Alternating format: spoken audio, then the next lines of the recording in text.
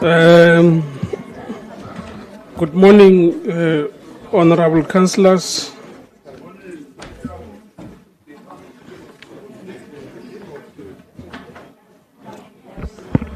May we be all settled so that we can proceed.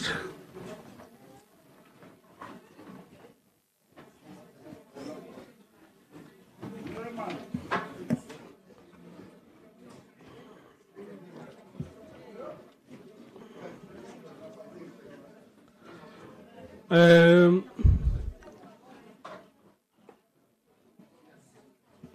Can we all rise so that we may observe a moment of silent contemplation for meditation and prayers?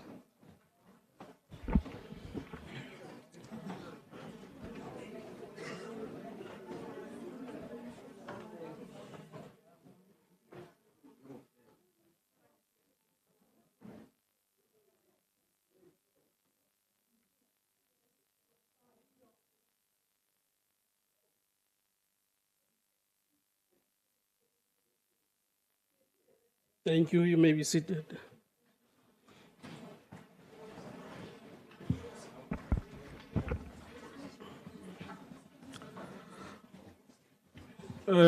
We are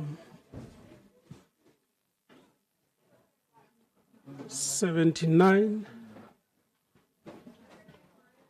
We have a quorum, so we are good to go. Let me take this opportunity to welcome you all.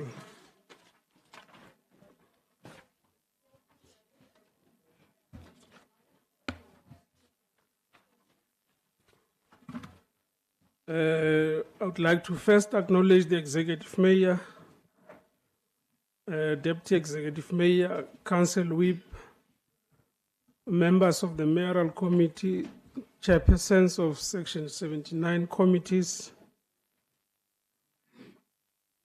the whips of political parties, councillors in general, the city manager, the CEO of Sentlec, heads of departments of both Sentlec and the Metro, Council Secretariat, members of the public, members of the media, you are welcome. We are now live on Channel 1 for English and Afrikaans translation, Channel 2 for English and isiXhosa, Channel 3 English and Sesotho.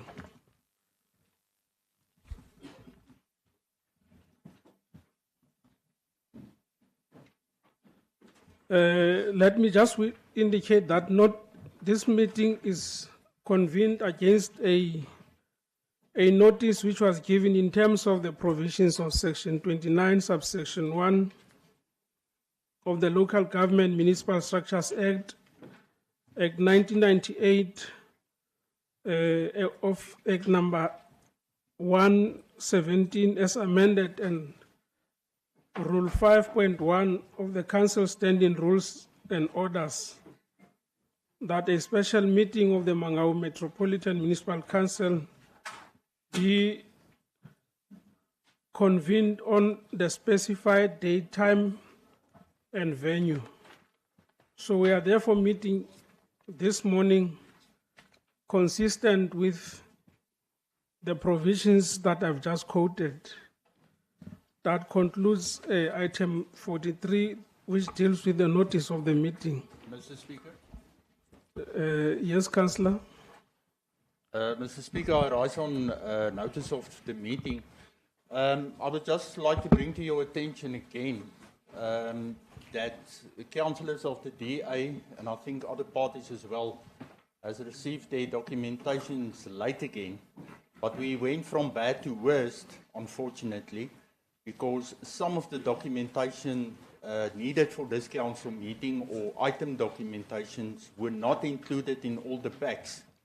Like the one item for the zoo decision that we need to take today was not in all the documentation packs.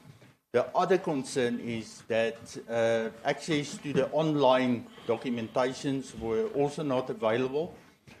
We struggle to download the documentation, and when we need to extract it on our laptops, it gave us the error message of that the file names were too long to extract the documentation. So we bring it to your attention, and maybe just a request from us. How soon can we please get the new standing rules and orders to be implemented in this council? Thank you very much, Speaker. Thank you, Councillor Kotze. I take note of your concerns, Councillor Swulau. Speaker, I also want to support what the DA has just raised. It's really frustrating, Speaker. I got my documents now, sitting here, and I don't know why. We had a MPEC meeting on Wednesday. I went to the meeting without a document. So I don't know what is happening. It's a case of capacity or what is happening, I don't know. Please look into this thing. It's frustrating. We know that we have laptops and all this, but it's frustrating waiting from those things. Like Councillor Kotze just indicated. These laptops are just useless. They are not assisting us. Thank you very much. Thank you, Councillor Swulau. Any other councillor? Well, I want to offer my unreserved apologies to you all councillors for this unintended situation. It is indeed regrettable that we still have such glitches on our part, despite numerous concerns raised by councillors. I also take note of the fact that there's still about 8 councillors or so who still do not have the laptops. Even if documents were sent to others, they would ordinarily not receive those documents because they still do not have access to such documents. But what is more concerning is the fact that we have not made those files user-friendly, because a lot of you still, I still experience problems in downloading those documents. The format which is used there is completely incompatible with our devices. I'm just hoping that the city manager will follow this up so that we can get our house in order. It is really annoying if we still have these complaints from councillors. I know that there are other councillors. When I got here this morning, they were still complaining that they have not received their documents on time. We only can hope that this matter will be addressed the soonest. That being the case, councillors, I have recorded your concerns. Let me then step off this item on notice of the meeting. May I proceed to item 4.4, which deals with the applications for leave of absence. That item has been dealt with administratively in terms of Rule 22.2 of our standing rules and orders. May we then proceed to item 4.5, councillors, which deals with the acceptance of the agenda. Anyone who wish to move for an adoption or amendment? Councillor Davis, Councillor Snyman, and Councillor Swulau. Thank you. You may proceed. Thank you, Mr. Speaker.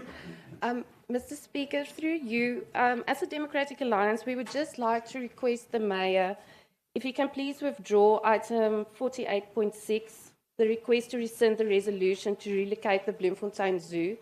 The reason we're asking it to be withdrawn, the report that we got for this item doesn't really give clear reasons why we need to rescind this decision.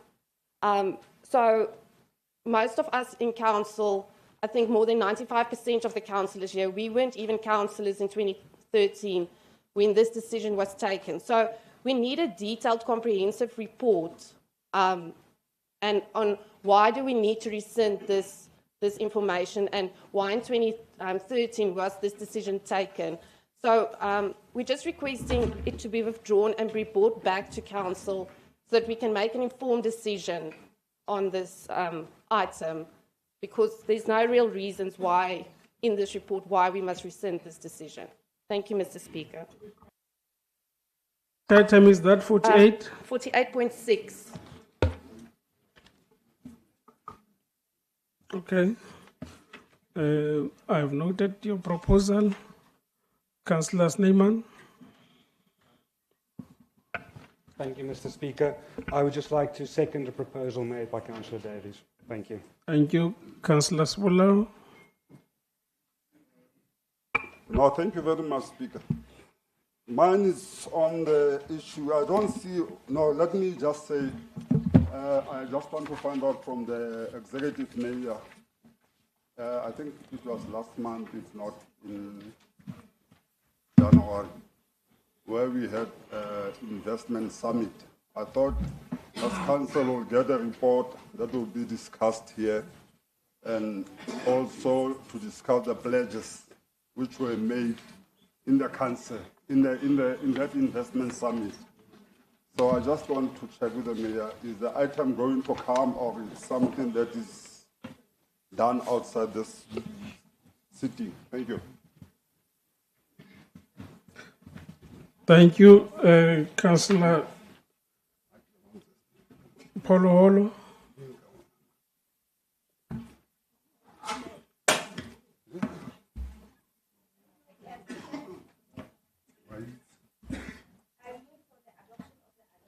This. Thank you, Councillor Mabena.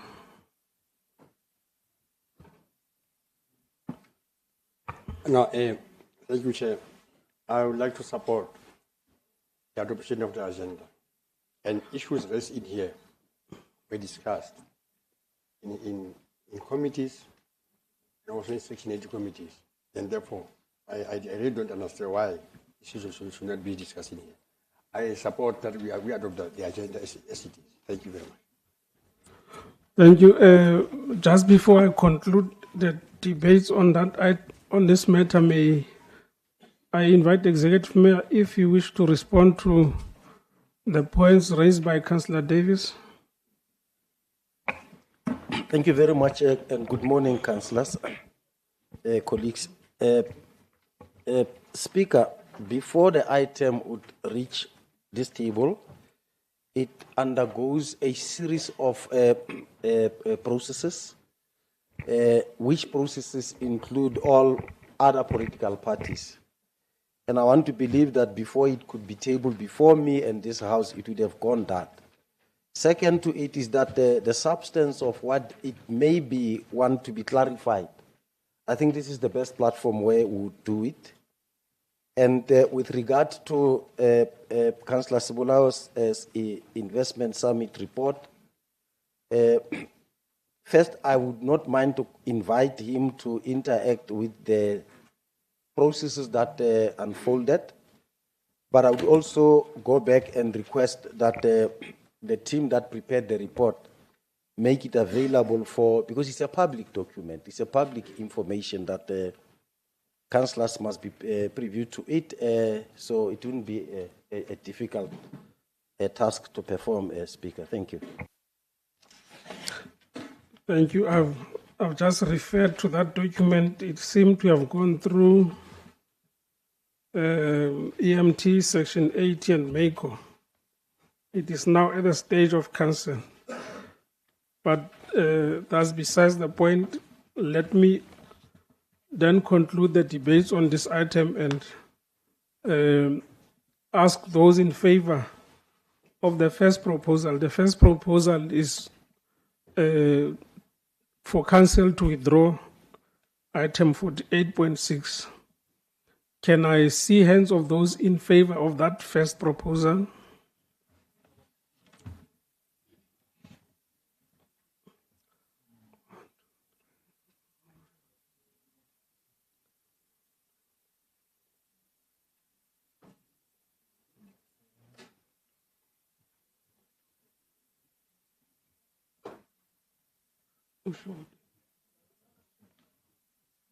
Oh, okay. Thank you. Those against that first proposal to withdraw this item?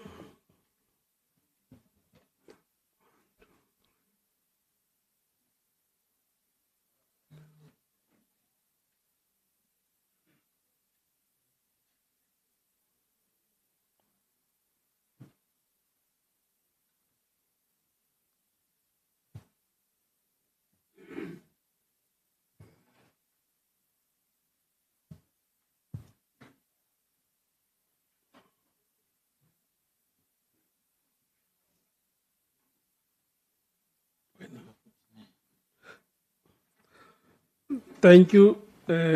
Any abstentions?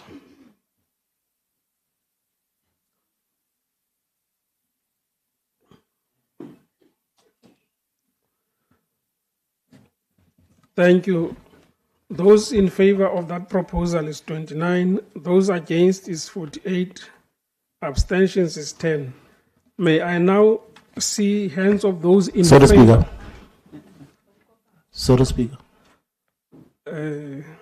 Okay. Go ahead, Councillor. Sorry to intrude, Speaker. It seems like we have a new councillor in our midst, but we don't know her name. Now I will come to that point, Councillor.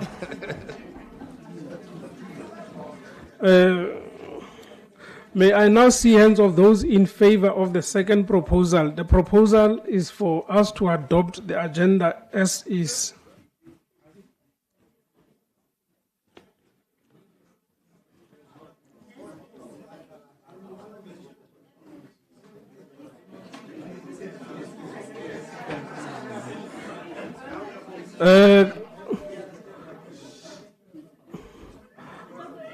No, I know what I've just said, unless you want me to repeat. But if you don't want me to repeat, I'm okay. I've just asked for hands of those in favor of the second proposal, the proposal that says we must adopt the agenda as is. Thank you.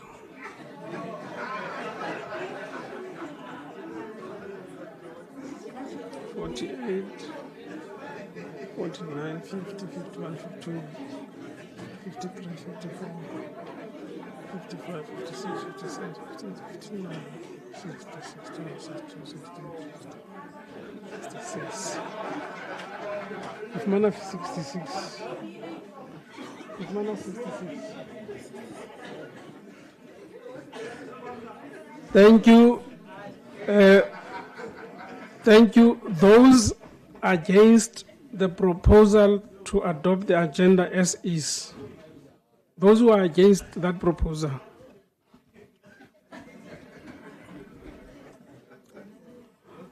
None. Those who are abstaining.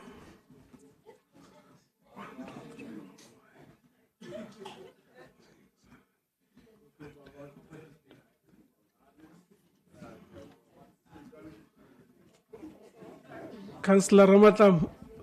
Oh. Thank you.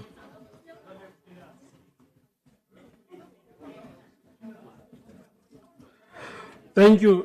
Those in favor of the suggestion, the proposal to adopt the agenda as is 66.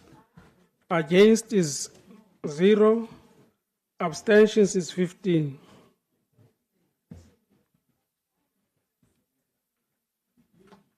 Thank you. The agenda will be adopted as it is. May I now make the following announcements. I want us to acknowledge Councillor Sophia Swartz on behalf of the Patriotic Alliance, who is joining us since the resignation of Councillor Pupa. May you stand up, Councillor Swartz, so that we may all acknowledge you.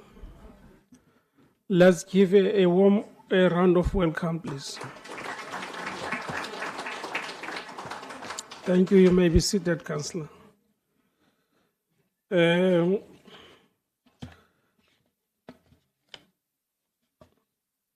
I also want to indicate, councillors, that in terms of Rule 21, which deals with the business of council sittings, we will in the near future add 2 more additional items.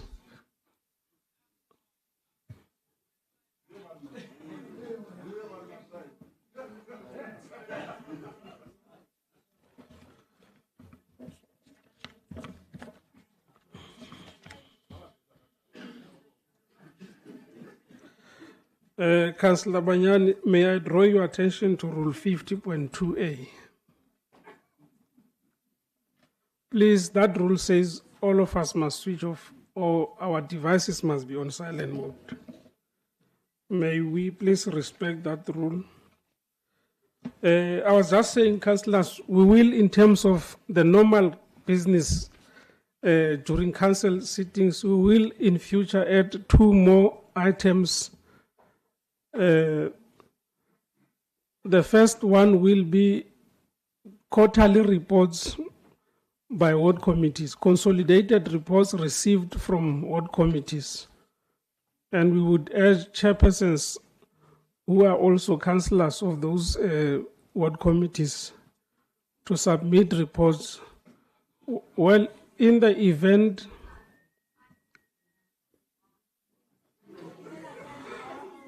Councillor Banyani, can I suspend you for 10 minutes from the business of this meeting and fix your device? Maybe you'll come back when your device is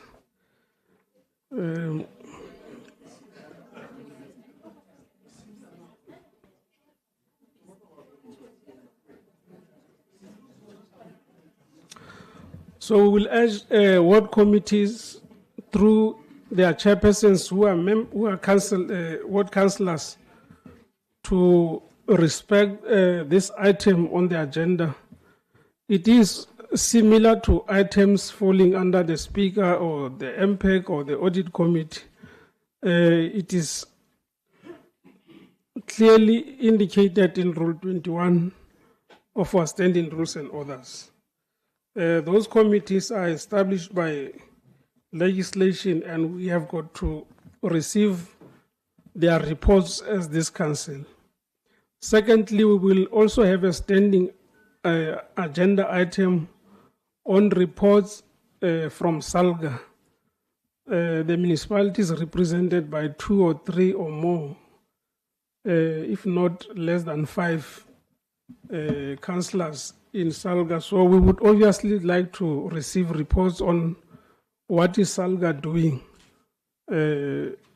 for municipalities, because we are subscribing. We are paying a substantial amount. We would obviously require that every council meeting we table a report before this council for noting on the business of SALGA. So the 4 members who are representing the council in SALGA will, on a rotational basis, provide such a report to this council. Is there any announcement from you, councillors, Councillor Tsoledi, Councillor Kotze, Councillor Sebulau, Councillor Mungale, Councillor De Bruin, Councillor Ramatlam, in that order? Ere ke lebohe motsamaisi wa dipuisano. Motsamaisi wa dipuisano ke ema boemong ba lefapha la tsa tshireletso ka hara motse wa Mangaung. Ke tsebisa setjhaba hore matsatsing a fetileng ana re ile ra bona botlhokotsebe bo ntse bo ya bonyoloha ka hara motse wa rona wa Mangaung. Moo re boneng baahi ba Mangaung ba hlothwa seo ba se sebeditseng ka thata maphelong a bona. Jwale, ha re ema mona re le lefapha, we want to send a stern warning that the law enforcement agencies in the city will fight fire with fire, protecting the citizens of the city. Honorable Speaker, our cameras in the city are working, and we are going to roll them out to all the areas that have been identified as hotspots, like your Bloomspruit area. Speaker, we call upon all citizens to join our efforts in fighting crime and lawlessness in the city. This can be achieved by strong community crime-fighting organs like CPF, Your Neighborhood Watch, and others. In the next month, Speaker, we are planning to hold a security indaba in the city so as to develop clear strategies on how to combat crime and implement our Safer City campaign that we launched in December, Speaker. Speaker, in conclusion, we call upon the victims of these crimes to come forward and open cases with the South African Police Services so that these criminals can be prosecuted. Currently, those that have been robbed, Speaker, have not come forward. Hence, we are saying, as the department, please, batho ba rona, tlonkka pele, le tle sepoleseng, le tlalehe dikgetsi tseno, ho etsetsa hore sepolesa se tlo tseba hore se tshireletse maphelo a rona. Re a leboha. Thank you, Councillor. Councillor Kotze. Thank you, Speaker. Speaker, just a reply on your announcement with the ward committees. I would just like to bring to your attention, I did send a mail to your HOD in your office regarding a ward committee member in my ward, but he has not responded to my mail yet. So if you can maybe just make him attend of that mail that I've sent to him. And then, secondly, it will now be the third council meeting that we request for parking. Now, I would like to thank the MMC for public safety that sent a mail out on Tuesday or a request. Now, the issue is some of the councillors, especially in the Mangaung DA caucus, responded to that request. And yesterday we just get a notice that not all councillors have responded to it with this message that the parking is available at the back, first come, first serve. Maybe that first come, first serve we can implement when we are following the rules as requested by the MMC. Thank you very much, Speaker. That was quick, Councillor Kotze. You are replying to an announcement made in the last 3 minutes. Who's the next one? Councillor Ramatlam? No. You did not note the order. I noted Councillor Sbolao.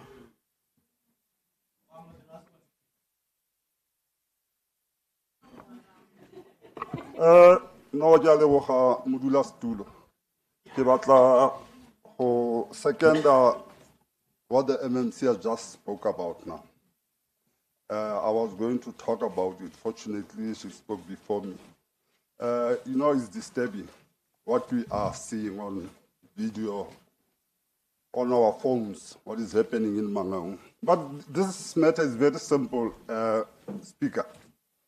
There's only one person in Mangaung who brought stability. You know, there was chaos of cars in town here, people doing as they wish. And there's a traffic cop called CT, what is his name? Pandliwe, with limited resources, Speaker, with limited resources. I'm sure there are about 4 or 5. There's order in Mangaung. Nobody does as he wishes in town, everywhere. Doesn't matter, there's order. So this is what I'm going to request from the MMC. Can we see our officials, those who used to wear green uniform, I don't know whether we still have them, but I think we still have them. See them on the ground. People must stop sitting in their offices, doing absolutely nothing, and at the end of the month we are paying them. It can be. We are being exposed as Mangaung in terms of safety. We want to bring investment here, but who's going to come here seeing what happened yesterday? And our people are folding their arms. You die in their presence. They don't do anything. So I'm requesting the MMC to please speed up this process. Central Park, it's a death row. Central, guys, Speaker Central. I'm afraid to go there. So let's just protect our people and get security. They must clean this thing. But when I stand to say snacks about clothes, and as about what you are but I go back to one thing because how much are more facing, almost able, almost here. So let's have our police on the ground do their work. Thank you very much. Thank you, Councillor Sibulayo. I can see that you want to propose an executive order. Secretariat, can you ask Councillor Banyane to come in? His 10 minutes has lapsed. Councillor Mungale.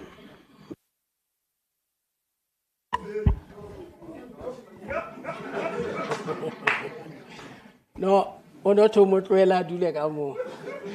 Re tla mona re tswa ka. Honorable Speaker Dr. Matai, I'm going to lobby the mayor and the council that we should continue the fight to declare Mangaung as a heritage site. Borrowing from the historic sites of Mangaung, amongst them its own party's historic site, which is Vaihoek. That has been declared an international heritage site by the United Nations. But to my surprise, you held your meeting at Windmill Casino instead of going to your own heritage site, so that you can make people aware of your history, because it is not about you, it's about the next generation and our children. Our children. They must know that history. We are not going to erase it. The issue of great leaders that was born in this city must also be reflected, because we have been living in the past where an impression that was created was that Mangaung never produced leaders except the Fela, but was nang direction. Now that needs to come to the fore. You go to Botshabelo. Botshabelo has been declared as the second biggest township. Some will say it's not township, it's a town.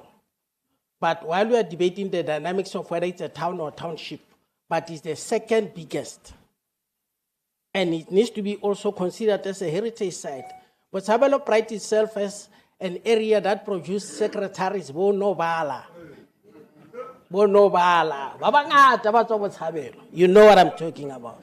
Even at other parties, there has been Bonobala, whether it's Party and Chai, Fumua nationally, Nobala, Botshabelo.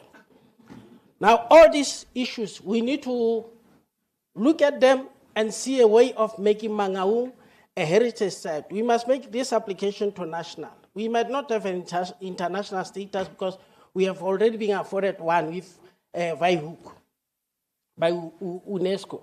But we also have to go deeper to look at our history to say we have other historical sites like Mo Parliament or legislature of Free State is situated. It is the first satellite museum of Bloemfontein, which is part of the history that we have.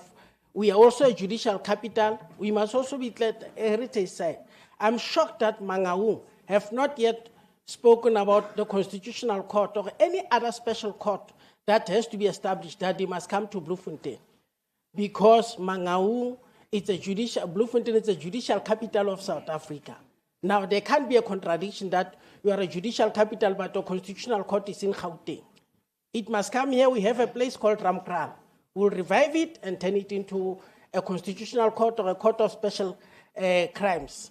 And all these issues can only be achieved if all of us join hands and acknowledge that we have to defend this city, and we also have to acknowledge its history. When you go to Tabanchu, we have great leaders there. That is not related to the mayor, which is Meman Tatisi, the one who led the warriors. He was a woman, but leading an army against the British. And she was the most feared person at that time of her leadership, because she won many battles. But such people, if we don't talk about them, our children will not know them, will not know this rich history that this city is having. Mema Mohlakwane is amongst them. The one who led the defense campaign. The first defense campaign was in 1952, not in 1956. Councillor Mungale, you are making a political statement. Oh, no, we are still on announcements. Yes, no, I don't have any other platform to get this opportunity to talk about it. I thought you'll accord me even 10 minutes for this.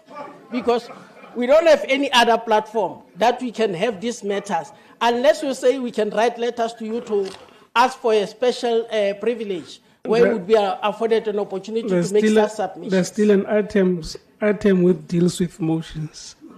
So you can. It's not in the agenda for today. And this matter is a matter of national importance, and for Mangaung it is important even in terms of growing the economy, because it will also be part of the tourist attraction. And we need to reflect it so that we must defend the city, and the people must know the places. And I want to re-emphasize, I'm not attacking anyone, but all I'm saying is that you can't have a big activity in this city that is not taken to Vaihook, because the place needs to be revived. That history needs to be revived. The same goes with other places that are heritage sites of Mangaung. We have Soutpan, which is the only town that is named after a mineral. We need to also celebrate it and also find a way on how to raise such places to qualify Mangaung as a heritage site. Thank you, Councillor. Your time is Yes, that is my humble submission, Speaker. I hope that you understood it in the context that I was raising it. Majoro, I'm lobbying on this one. We need to find a way of elevating Mangaung to the next level. Thank you for the opportunity. Thank you. Councillor Ramatlama. No, thank you very much, Speaker. I humbly request you to be lenient to me too. I think I'm going to take 15 minutes, it's not much. Honorable Speaker, last year the EFF, in collaboration with informal settlement communities, we embarked on a march on the 20th of March 2024.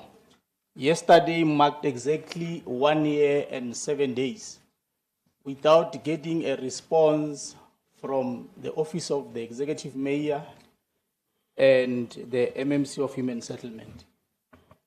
Yesterday, we were at Leslie Munanyane to submit another memorandum. I humbly request the Mayor of Mangaung not to mistake the yesterday's march as an EFF march. That march is in collaboration with communities in those informal settlements. And we hope that we'll get a response. For the sake of the House and yourself, Speaker, as the chair of an organization, I'm going to read the 3 demands of the community so that tomorrow we're not going to blame each other when things go south. The first demand is that there be an establishment of human settlement program that is inclusive of all informal settlements in Bloemfontein with clearly defined timeframes for the 2025-2026 financial year. The second demand is that there's a need for an urgent oversight and action regarding the 260 individuals in Pomolong who have been improperly housed in a schoolyard for the past 4 years due to the negligence of municipal officials. And the third one, a signed response to that memorandum must be provided latest the 7th of April 2025, at latest by 1500 hours 55 minutes. That's the time frame that was given to that memorandum. The last one, Chair. We had community meetings. Young people are crying out loud. And we want to bring to the attention of this House that the EFF is now having youth command here in Bloemfontein, led by Fighter Warona as a convener. We are no longer going to allow a situation whereby ward councillors will do fudua for 5 people. After doing that fudua for 5 people, the project then hires 70 people without the knowledge of communities. We are going to be the mouth of young people who are unemployed, who are tired of people being hired through membership. This one is not a threat. It's not a threat, it's a commitment. It's something that we are willing to take rubber bullets for. Thank you very much, Chair. Thank you. Councillor Makolwane, I did not see you raising your hand. Okay, go ahead.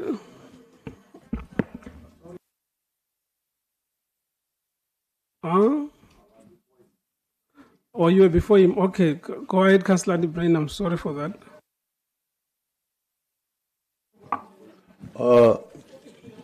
Honourable Speaker, City Manager, the Mayor. Ik wil het net onder die aandag bring dat ons tans met 'n probleem sit in die hele Mangaung.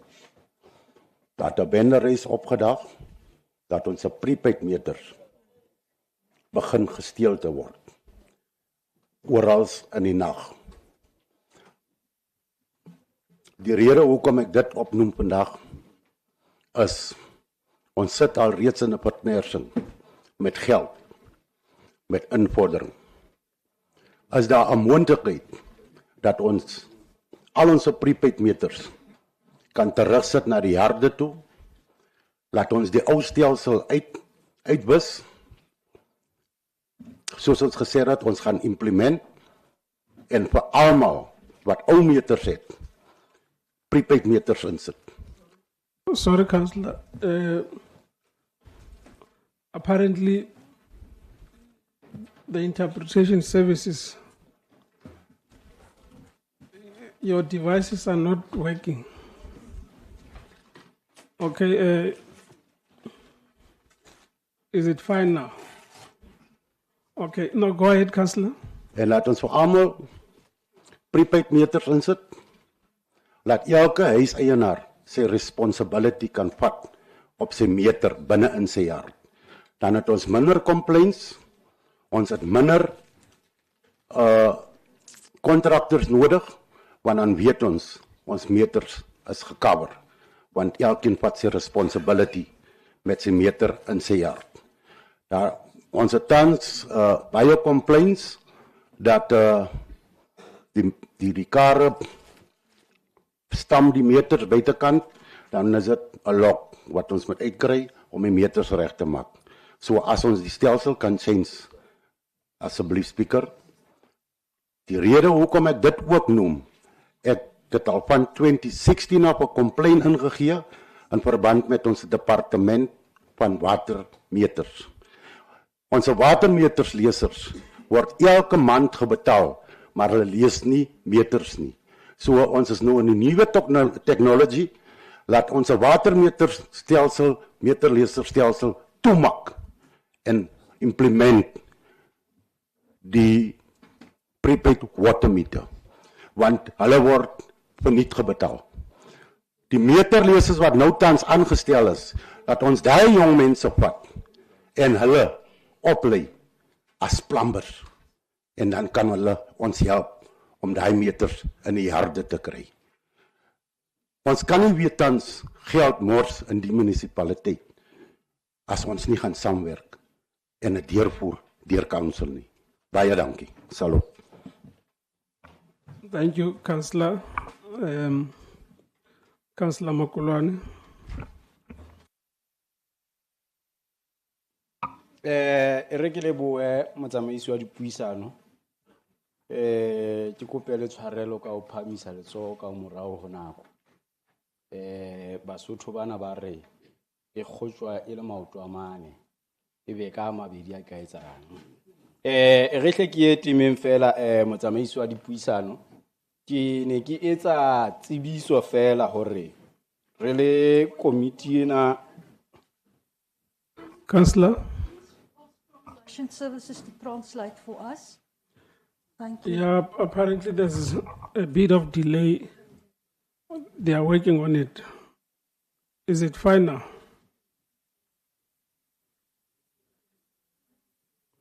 Thank you. Go ahead, Councillor.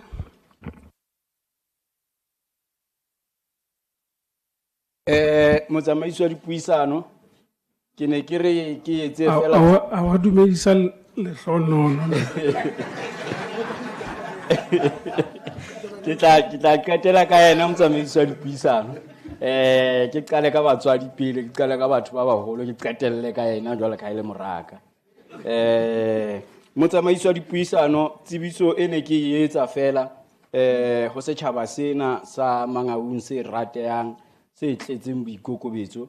Ke ne ke tsebisa fela hore re tla be re tswile letsholo re le komiti ena ya MPEG, re tla be re na le di public participation mo e le hore re lo kopana le setjhaba hore re lo nonya maikutlo a setjhaba mo e le hore teng re tla be re seka annual reporto ena ya selemo sena sa 2023 2024. Mme dintlha tsa tsamaiso di eme ka tsela le mokgwa ona. Ka di 31 tsa March re tla be re etela Van Stadsrus Hall ka hora ya borobong, mme ka di 31 tseno ka hora ya 12 re tla be re le mane Vepenary ho lonyetse bahalang ka hore ke qibing. Mme hona ka letsatsi lona leo la di 31 tsa March ka hora ya boraro e se e fitile ka metsotso e 13 3:30 re tla be re le di Westdorp Hall. Mme ka di 1 tsa April ka hora ya 10 re tla be re le Soutpani Letswaing kwana ho lonyetse bahalang ka hore ke a ikgomotseng. Mme ka tsona di 1 tseo re tla be re le kwano Bloemfontein ho lonyetse bahalang ka hore ke Grassland ka hora ya boraro. Mme ha ke tswela pele hape letsatsi le hlahlamang leno re tla be re etela motse ona o moholo e le horeng molekgotla o sa buile ka ona mono wa Botshabelo. Tla be re le holong ena ya H Hall, it's bala ka hore ke H Hall ka hora ya 11. Mme ka tsona di 2 tseno re tla be re le hona mono Botshabelo holong e kgolo e ntle ya Samson Sifuthi re tla be re le mono ka hora ya boraro. Mme ha ke qetella re tla be re kwala dikopano tsena tsa rona tsa setjhaba hobane re di bula ka di 31 tsa March, mme ka di 3 tsa April ra di kwala hobane ntho engwe le engwe motsamaisi wa dipuisano e buleyang o tlamehile hore e kwalwe. Mme ka di 3 re tla be re le Thabantsho mane ho lonyetse bahalang ka hore ke ya SASSA sebakeng sa Mokoena mane ka hora ya 10 motsamaisi wa dipuisano. Mme ka mantswana a mabedi a mararo ke re tanki hangwe tanki habedi tanki hararo ke ntate wa lehlonono ya reng ha ebe kgotso. No re a leboha ntate a lehlonono. Wena la o sa fumana second term o ka nna wa lo ba sebudi. Thank you. This brings us to the end of item 46 on announcements. May we now proceed to item 47, which deals with declaration of interest. That item has been dealt with administratively. May I step off that item and proceed to item 48, reports of the Executive Mayor. Executive Mayor, the floor is yours. Thank you very much, Speaker. Once more, good morning, colleagues. Speaker, as colleagues were deliberating, a number of items were mentioned. I want to, and I hope that as I flow down with my presentation, I'll be able to touch on some of these issues as a build-up so that I should not treat them separate from the items that are before me. Speaker, tabling of the Mangaung Metropolitan Municipal Draft Review Integrated Development Plan, IDP, as well as the Draft Sectoral Plan 2025-2026, and a draft service delivery and budget implementation plan is one issue that I'll be putting before the council. And I'll be also dealing with item 1 to item,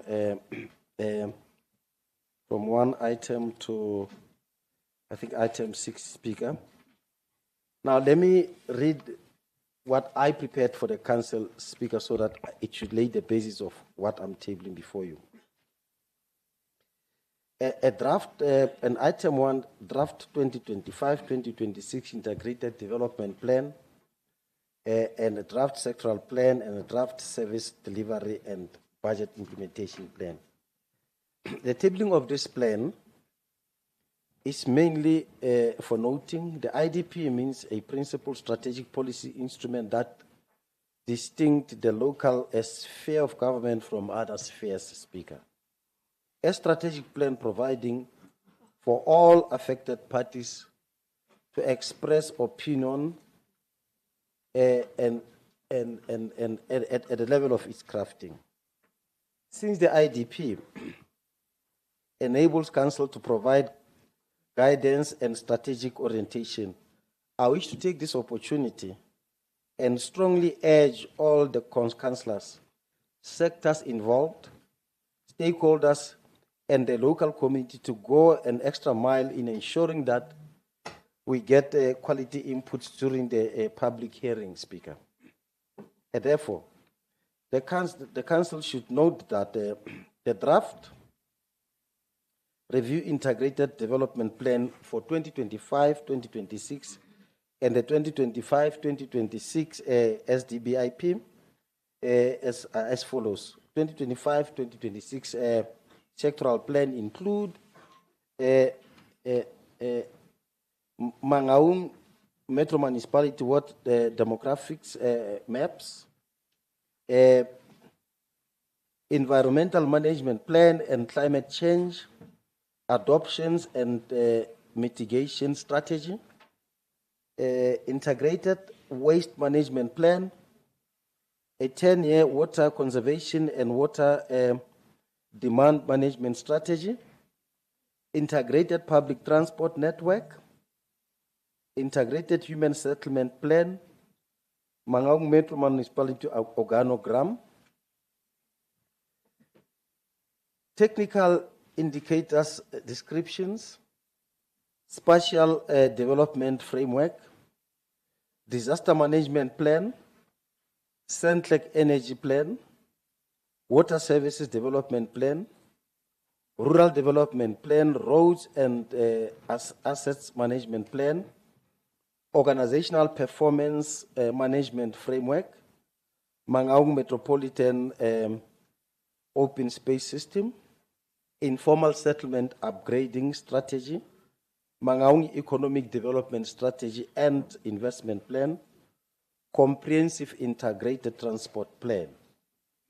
This set of policies document, Speaker, that draft IDP and SDBIP and sector plan for the financial year 2025-2026 will be published and submitted accordingly on a website and the Department of Treasury and COCTA respectively.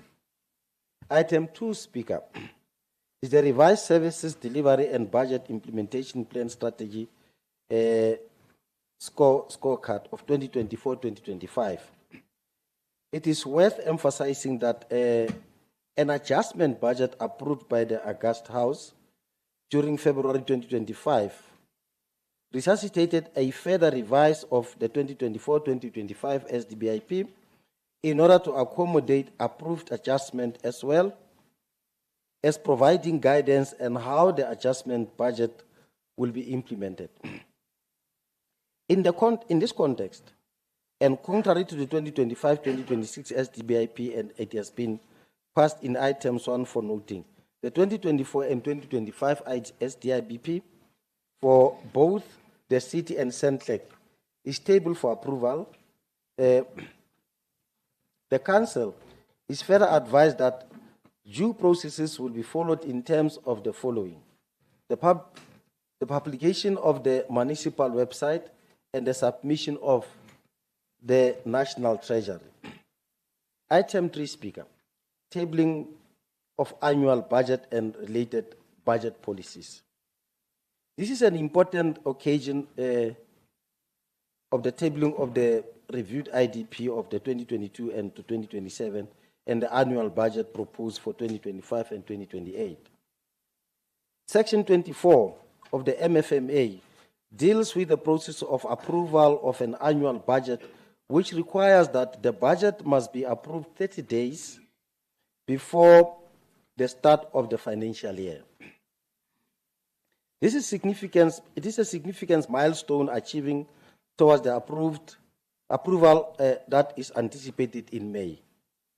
Without dwelling much into the details of the budget, I would like to assure the Council that the process leading to this date has been a vigorous one. We did not leave any stone unturned. Henceforth, it will be the whole of Council that has to ensure that no stone will be left unturned, Speaker. Both the review of the IDP and proposed budget has gone through the Section 80 Committee and the IDP and Performance and Finance, and both committees recommended that this Council should note the budget and note the budget as proposed, and that it be submitted to public participation before it is submitted for approval to this Council. The recommendation to the tabling are the Executive Summary Part 1A, Section 2, which MMC Logan Kruger will take us through. I'm requesting the House that she do so as Speaker. Item 4 deals with the issue of land swap, land exchange transaction EF R405401 Brandwag, Bloemfontein, owned by Part 2 and Portion 1 if 11302 and a portion of tabling Stutterberg Street, Brandwag, Bloemfontein, both owned by Mangaung Metro Municipality. This item, Speaker, deals with the application seeking the approval of the councils regarding the proposed land swap or land exchange transaction involving R40501 Brandwag, Bloemfontein, which is private owned by the applicant Pareto Limited, and portion 1 of R13020 Brandwag, Bloemfontein, and a portion of Stapperberg Street, both owned by Mangaung Metro Municipality.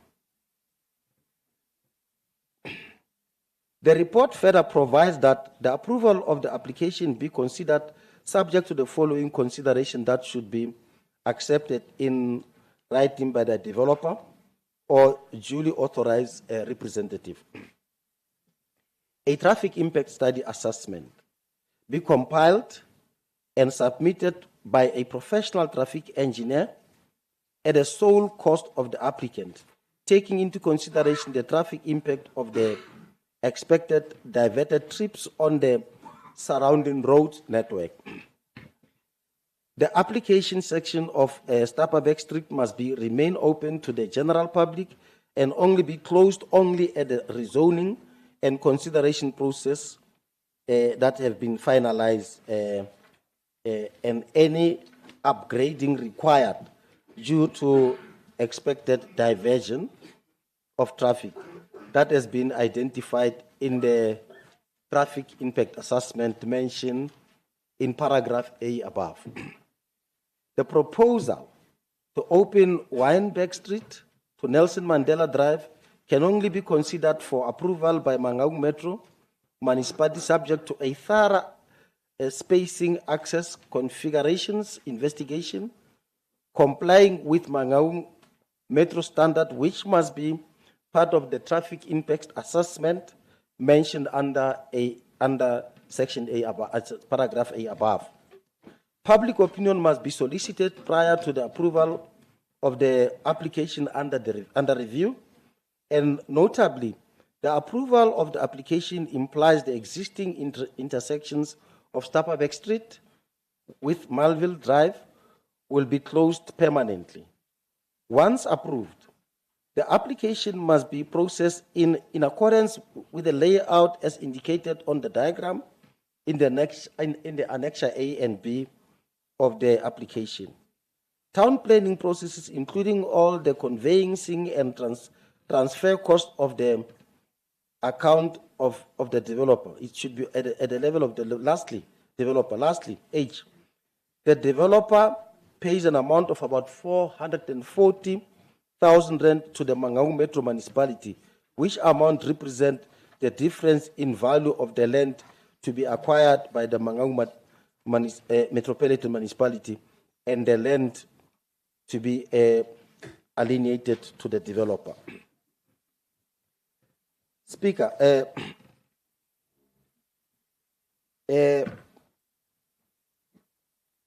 on, I think I removed this. On item 5, this is the National Participation Program that Metro's non-revenue water program requests for council to accept the performance-based contract approached by DBSA, as approached by DBSA and mandated the city city manager to negotiate and finalize the terms of and the transactions contemplated by the participations agreement to be concluded with DBSA. Speaker, the report provides details on 10 years water conservation and demand management strategy and related financial implication of the budget required. It is further seeking approval of the Council to propose program on the Development Bank of South Africa on their commitment to assist the municipality with the reduction of non-revenue water, utilizing performance-based contract initiatives. This particular focus on water conservation and demand management system is motivated by the increased level of the non-revenue water that we are experiencing as a city. We have seen how the level increased to 49.6% in the previous financial year, 2023-2024. We are honored, Speaker, to recognize that DBSA for their support in helping us to identify and scale up the water reuse project.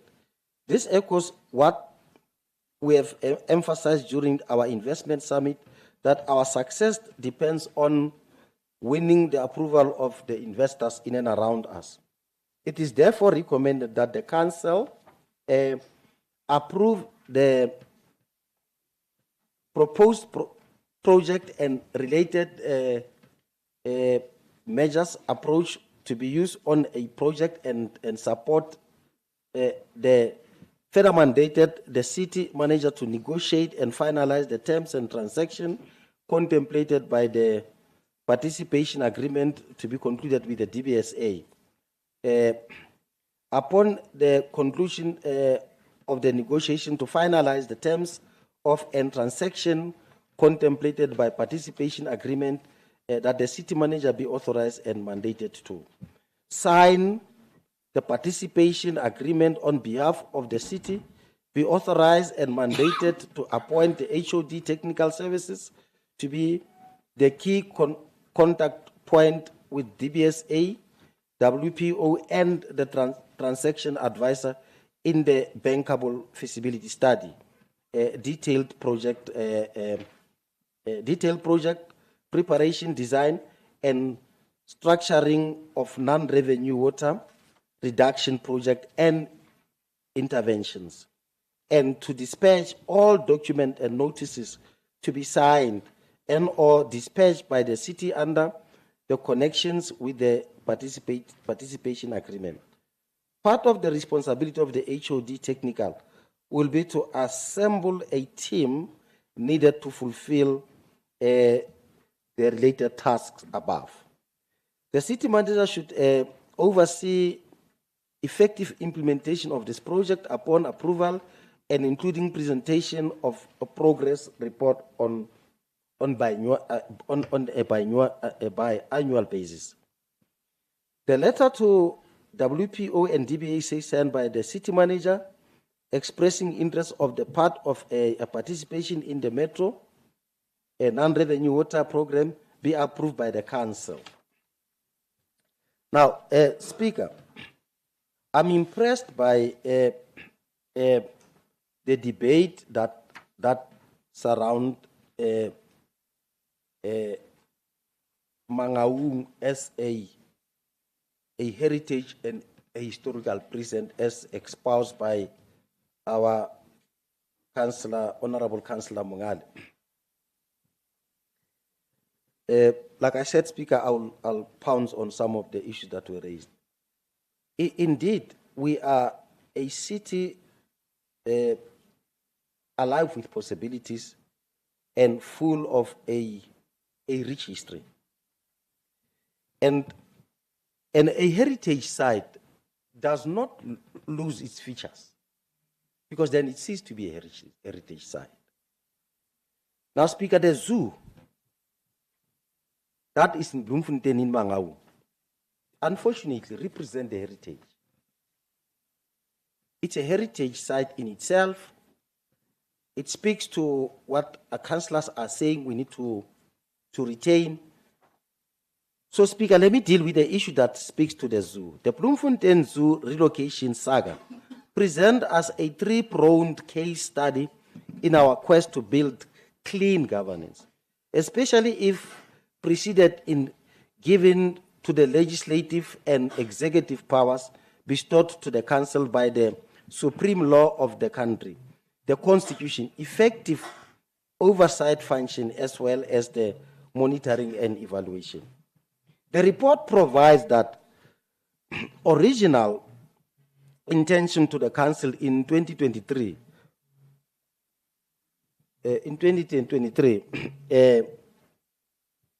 was to conduct a feasibility study to guide the envisaged relocation of the Bloemfontein Zoo to Kwaggafontein Game Farm. Contrary to this sound counsel by the council, the move of Kwaggafontein Game Farm was not fully, and I want to state, fully complied with. The council did not receive regular reports on the relocation dilemma involving the relocation project plan or design and related phases and or timelines. These are just but a few of the critical issues of oversight function and improved monitoring and evaluation matter for consideration. Thus, after thorough consideration of all governance issues, enlightened herein, I present this item to reopening of the zoo at a current location to the executive management team. Together, we agreed on the proposed recession of the 2013 council resolution to relocate the zoo to Kwaggafontein, returning to the initial location. And as I said, part of the consideration would be that element of retaining the heritage nature of our city. In this context, it is further recommended that the council rescind its 2013 decisions to relocate the zoo to Kwaggafontein Game Farm, and my apologies, Speaker, together with all relevant stakeholders, including I've lost my part as Speaker. Yeah, including of the Free State and including the Free State and the Free State, including the University of the Free State and the Friends of the Zoo. We have addressed all these challenges, and we have signed a memorandum of understanding in this regard. This includes legal compilation and sourcing of the EPWP staff for the new garden service staff. Speaker, I'm raising this issue to partly respond to what was earlier raised on our intention to relocate the zoo. And I want to remind Council Speaker that at some point in this council, we did indicate that Kwaggafontein would necessarily be a feeder to the zoo that we're talking about, and also a sustenance of animals that are of a magnitude bigger and may not be necessarily fit for purpose to occupy the space in our zoo. Speaker, may I welcome the initiative taken by the MMC for safety and law enforcement with the observation she made and the steps that they are Point of order.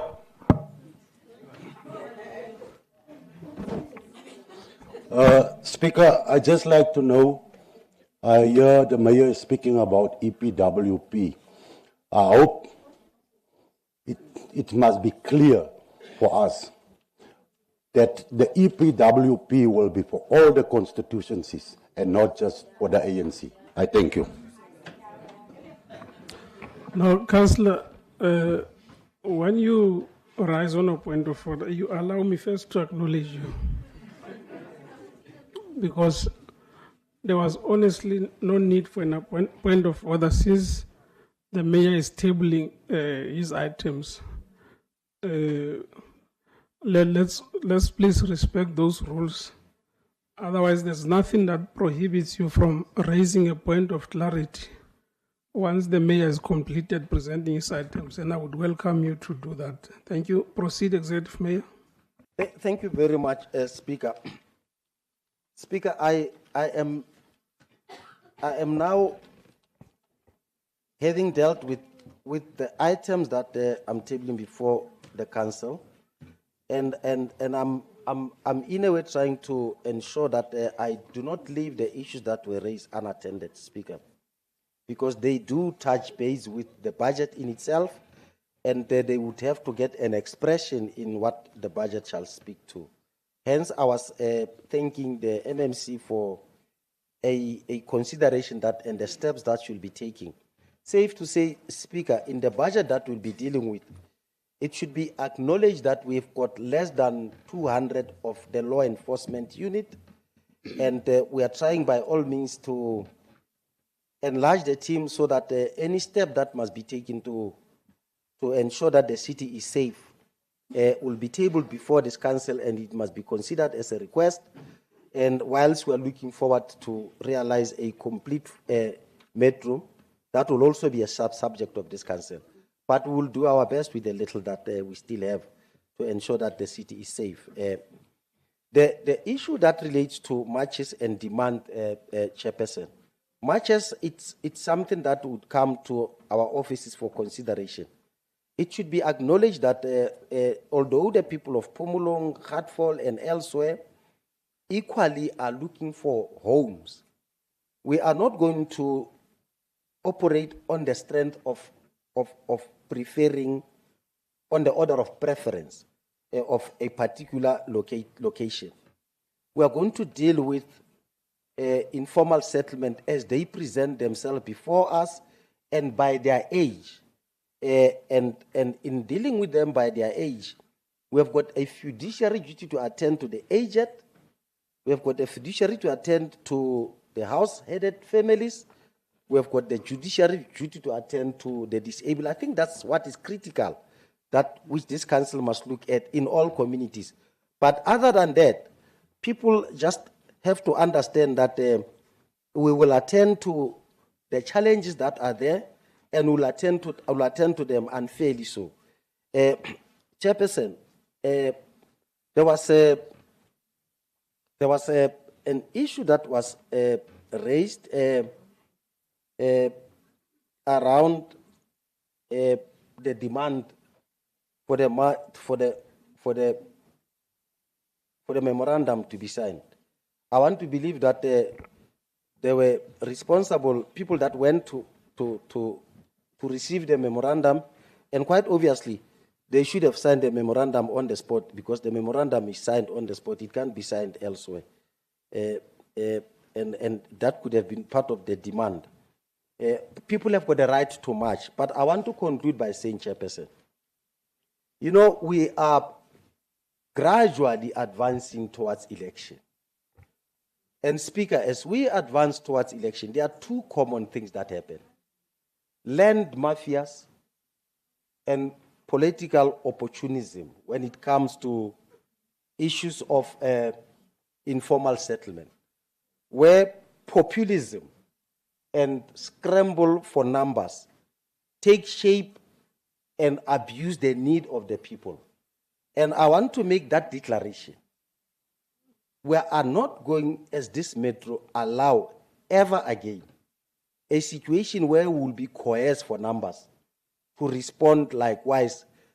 Never again are we going to allow people to locate themselves where they're not supposed to or where the municipality has not approved them to. Much as there is a threat coming our way as a metro, we will confront any challenge with the desired vigor it requires. Thank you. Thank you. The 8 Furende Bergamiester. I then submit, Chairperson, my items. Thank you. Thank you, Executive Mayor. Thank you for that. I am now going to ask hands of those who want to speak on items. Particularly, let's start with item 48.1. Those who want to speak under that item. Councillor Ramatlama. No. I'm not recognizing you now. I want to first recognize hands. It's a point of order, Speaker. I'm not debating. Okay. No, thank you, Speaker. I think Majoro, the age is catching up with him. When I spoke of signing, I was referring to the response. It is common sense that when you submit a memorandum will be signed on the spot. So we are not that stupid to really say in this council, we want a memorandum to be signed. We want a response that is signed before. On a point of order. Councillor. On Fridays, languages become something else, especially English. What's the meaning of point of order? Because what Councillor is doing now is to explain his views contrary to what the mayor presented. Marvelo recognize you, man. Next, I recognize you. Speak and recognize you. When I recognize you, man. Hold it a bit. Hold it. In come here, apply on Hanya. You get it right. Tell you what, Speaker. Okay, Councillor Ramatlama, may you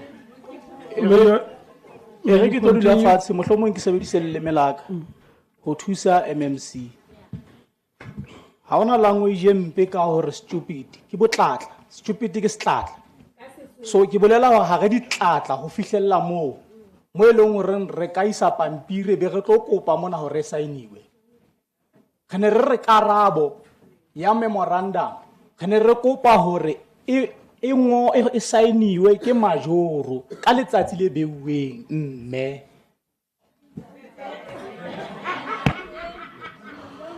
All right, councillors, I've noted that. Can I now see hands of those who want to speak under item 48.1?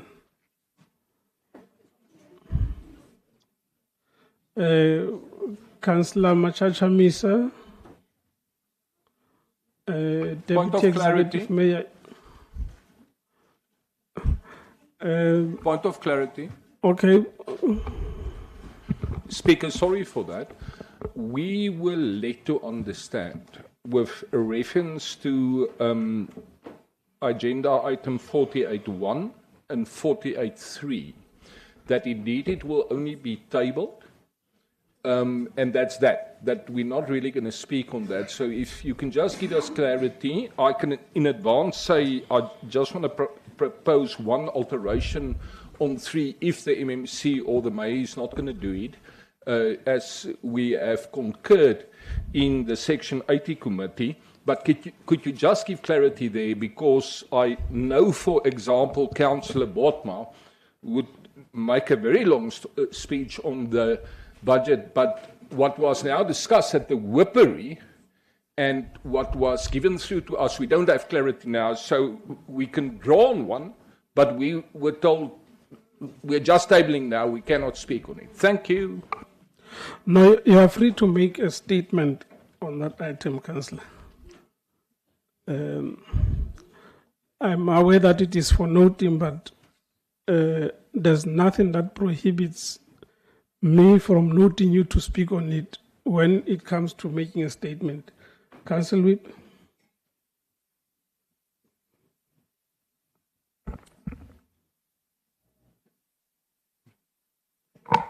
Thank you very much, Honorable Speaker. As much as I think, let me just clarify it in relation to Councillor Vivier's, what he's saying. Indeed, we had a multi-party meeting where we were referring to the same items and the processes that will therefore be followed after the tabling for noting. And we take note of the fact that because there are processes, it still have to go through public participation, the budget conferences and everything, then it will be tabled for noting and then there won't be much discussion on it. Okay, that being the case, Councillor Whip, I'm only going to recognize the Deputy Executive Mayor. Point of order. Speaker, I just want to second the Chief Whip from the ANC. Thank you. No, I'm going to overrule you, Councillor De Bruin. That item. Another point of order. No, sit down. Speaker. No, sit down, Councillor. No, Speaker, no. Let's get it clear, Speaker. Councillor, no, sit down. Speaker, let's get it clear. No, Councillor, can I conclude, Councillor? I'm well aware of what the proposal or the feedback is from your interactions with the Council Whip. Hence, I will only allow the Deputy Executive Mayor. She is responsible for this item.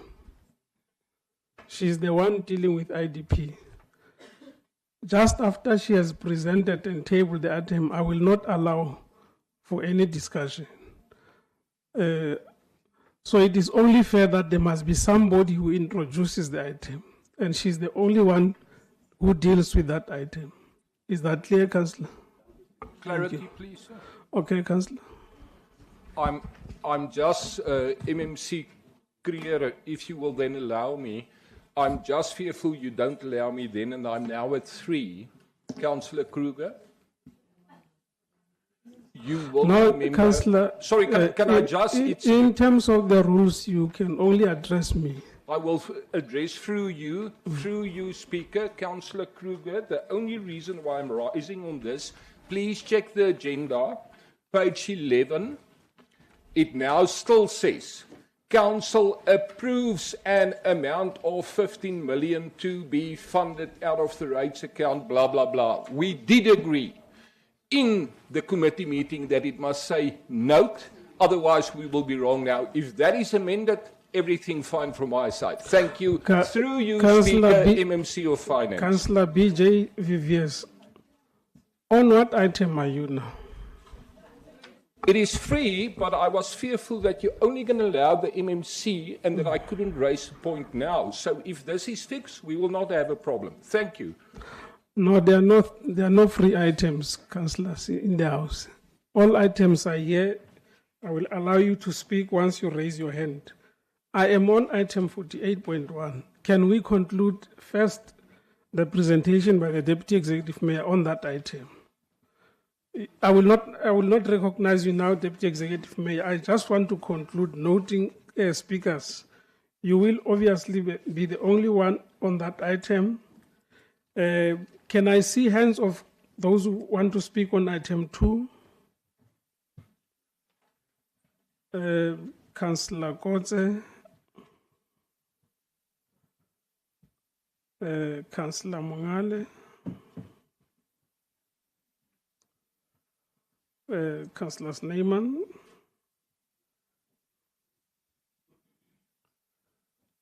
okay, the senior Snyman, Councillor Thomas, Councillor Machacha Misa,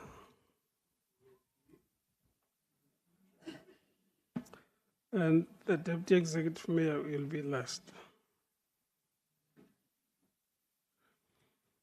Okay, may I now recognize hands of those who want to speak on item 3?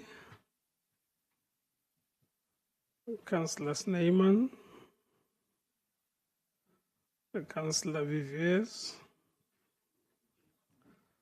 Councillor Botman,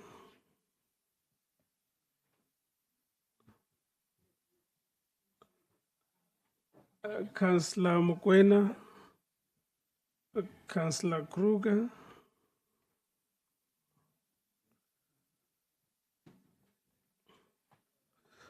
Councillor Peter,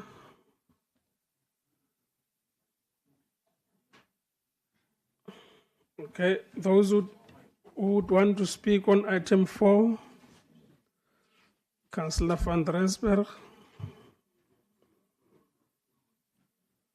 Councillor Ramatlama,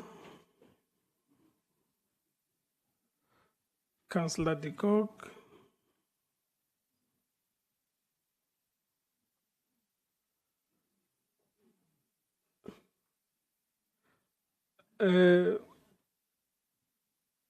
okay, that concludes speakers on item 4. Item 5, Councillor Pretorius, Councillor Kotze, PM Kotze,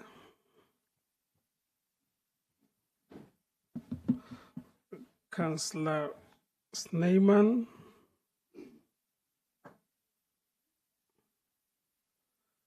Councillor Sifaki,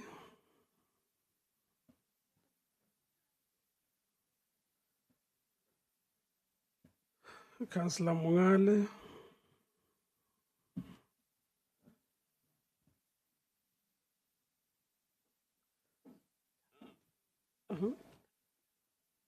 Councillor Nhlapo,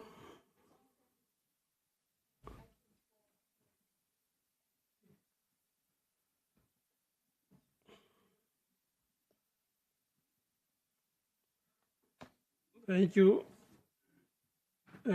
Item 6.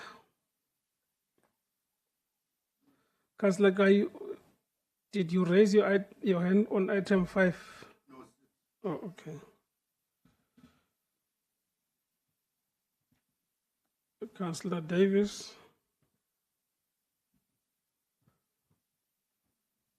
Councillor Malebu.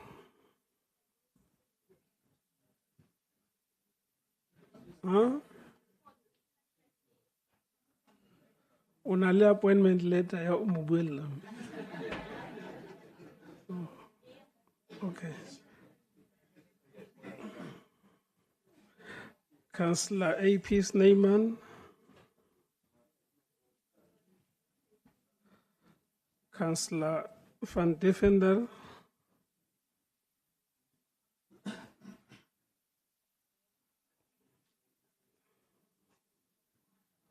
Councillor Mukwena.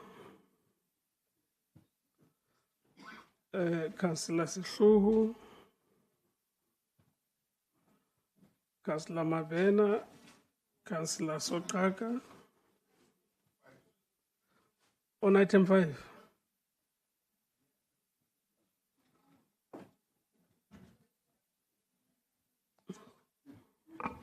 Councillor Lotred. Thank you, Speaker. I rise on a point of clarity. We decided we're not going to discuss point 3. But now you've taken names for people that want to speak on point 3. Can we just get clarity on that, please? Thank you. Well, I'm sorry I did not fully comprehend that from the report of the council whip. I thought he was only referring to item 48.1. Go ahead, Council Whip. Yeah, Honorable Speaker, we were referring to both item 1 and 3 because 1 deals with the budget, 3 deals with the, 1 deals with the IDP and 3 deals with the budget. But on item 3, for noting, as per Executive Mayor, but on item 3, then as it was also indicated, item paragraph 4 on page 11, MMC Logan, MMC Kruger will deal with it. Okay. And then that is the only thing. It's not a debate on it. Okay. Point of clarity?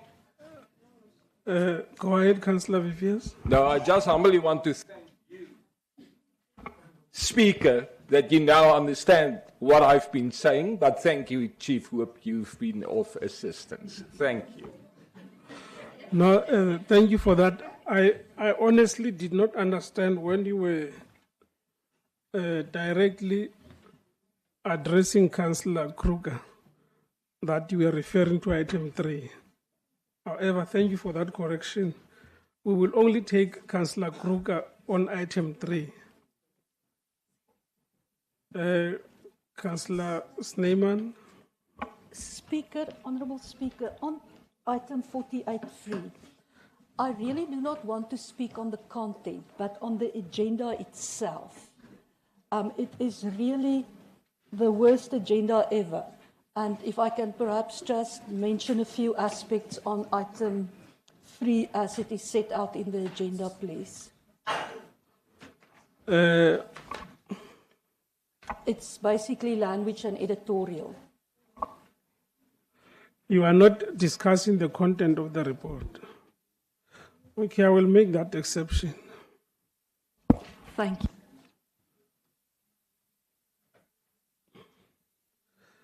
Thank you, Councillor Lotred, for that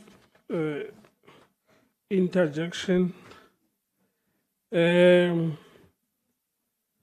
This brings us to the end of the Executive Mayor's items 48.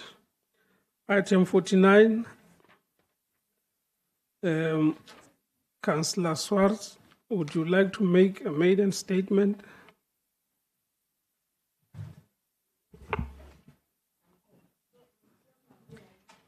Thank you, Speaker. Good morning to everybody. I would not prefer to do anything now. If you, with your permission, can we move it to the next sitting because I didn't prepare any. Thank you. Thank you so much. Thank you. On item 50, there's, okay, Councillor Terre Blanche. 49.1, please. 49.1. Thank you.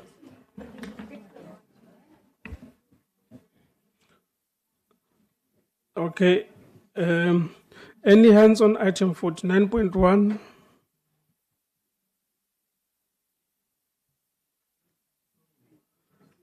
Council Whip. Those are the only 2 hands on that item. Can we now move on to item 50? The reports from MPEG, none. Reports from Audit Committee, none. In committee reports, item 52, 9. Then the last item will be the adjournment of council. May I now recognize the Deputy Executive Mayor on item 48.1. No, thank you very much, Honorable Speaker. I really want to concur with councillors who said that will just emphasize the item and support the noting by the executive mayor that Speaker, we know that we really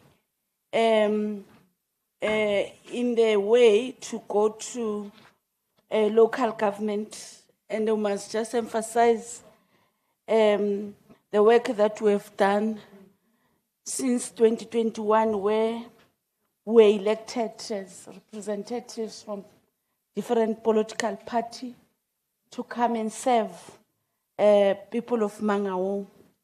And we want also to emphasize that on May 2022, we did approve the 5 years IDP document, and we firstly implemented it on 1st of July 2022. And we know that Chair, in terms of the legislated requirements, the IDPs subjected annually reviewed. And we are saying, as we are about to conclude, our representatives in this council, we are now before the 5th and the last review of 2026. The adoption of the 2025-2026 IDP and budget process plan on 3rd August 2024 has produced this tabling of the draft 2025-2026 IDP and its culmination of consultations, review process that took place over the past 7 months that include the following important activities, amongst others.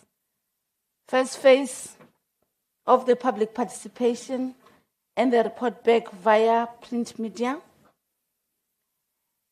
Third IDP steering committee meetings, IDP forums and cocktail national and provincial department strategy,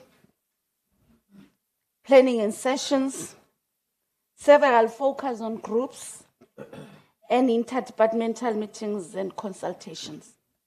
Since the inaugurations of the council, we commit ourselves as this council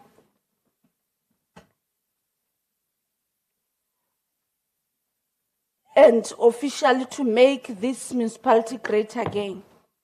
We have listed the challenges we are facing and how we plan to overcome them. And as we approach the end of our term, I want to urge all councillors, employees, and our community and stakeholders to keep up the good work.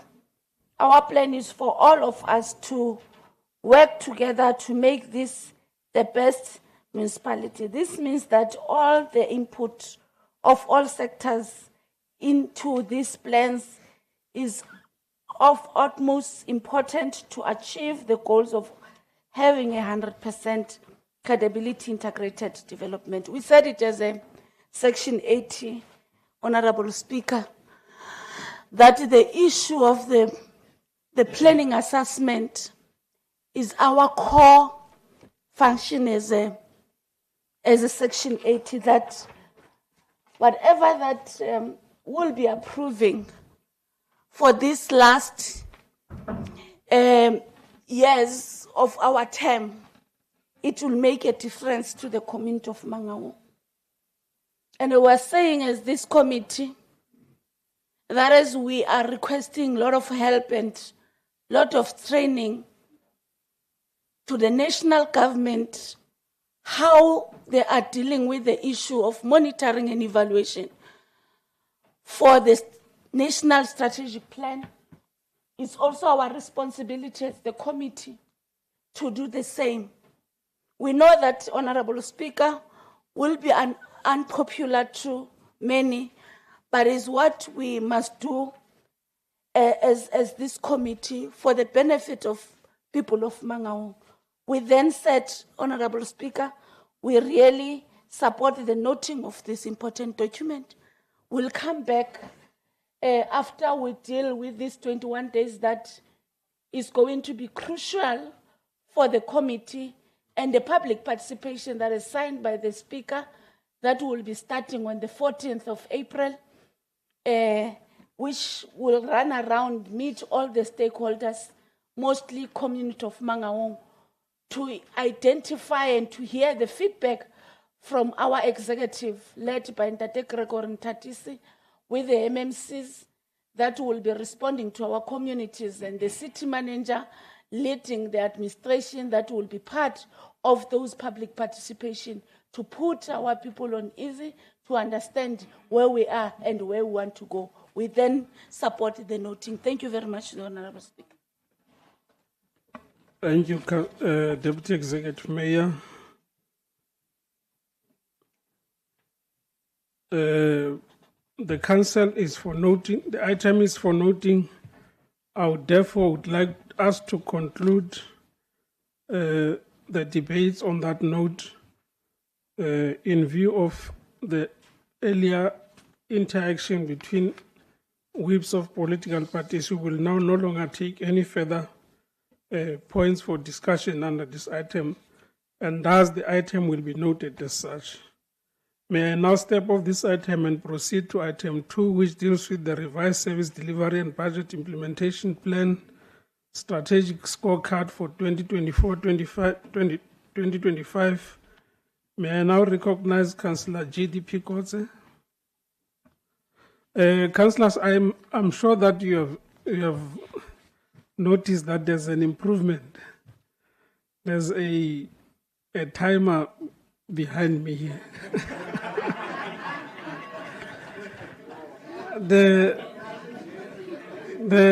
The saddest part of this timer is that I can't operate it. I can't even see if your allocated time is expired. So we'll try to improve and place it where I can operate or see if the allocated time is expired. But you may proceed. You've got 5 minutes, Councillor GDP Kotze. Thank you, Speaker. Speaker, the Democratic Alliance will approve this report, but we would like to bring some concerns to the attention of the Executive Mayor, MMCs, the CEO of Centlec, and HODs. I would like to express my gratitude to Centlec for their continued efforts in assisting residents with power outages, despite the limited resources and funding available to them. While progress has been made, the improvement in electricity access was reduced from 2,000 to 1,500 due to budget constraints. However, a significant concern remains the full implementation of the Centlec credit control policy. The DA supports the policy, but Centlec must take stronger measures to address corruption within Mangaung, particularly in relation to the tampering of prepaid meters. Some residents fall victim to criminals who promise reduction in the electricity usage only to have their meters tampered with without their knowledge. I urge Centlec to revise the policy to include thorough investigations into any suspected tampering before removing prepaid meters. It is essential to ensure that residents who are not guilty are not unfairly penalized. Wouldn't it be great if we had the Ombudsman? Public safety. There are currently 22 crime prevention projects underway aimed at creating a safer Mangaung, which is a significant concern. But we are trying our best to make a safer community, but we're not fighting the crime of corruption within this administration.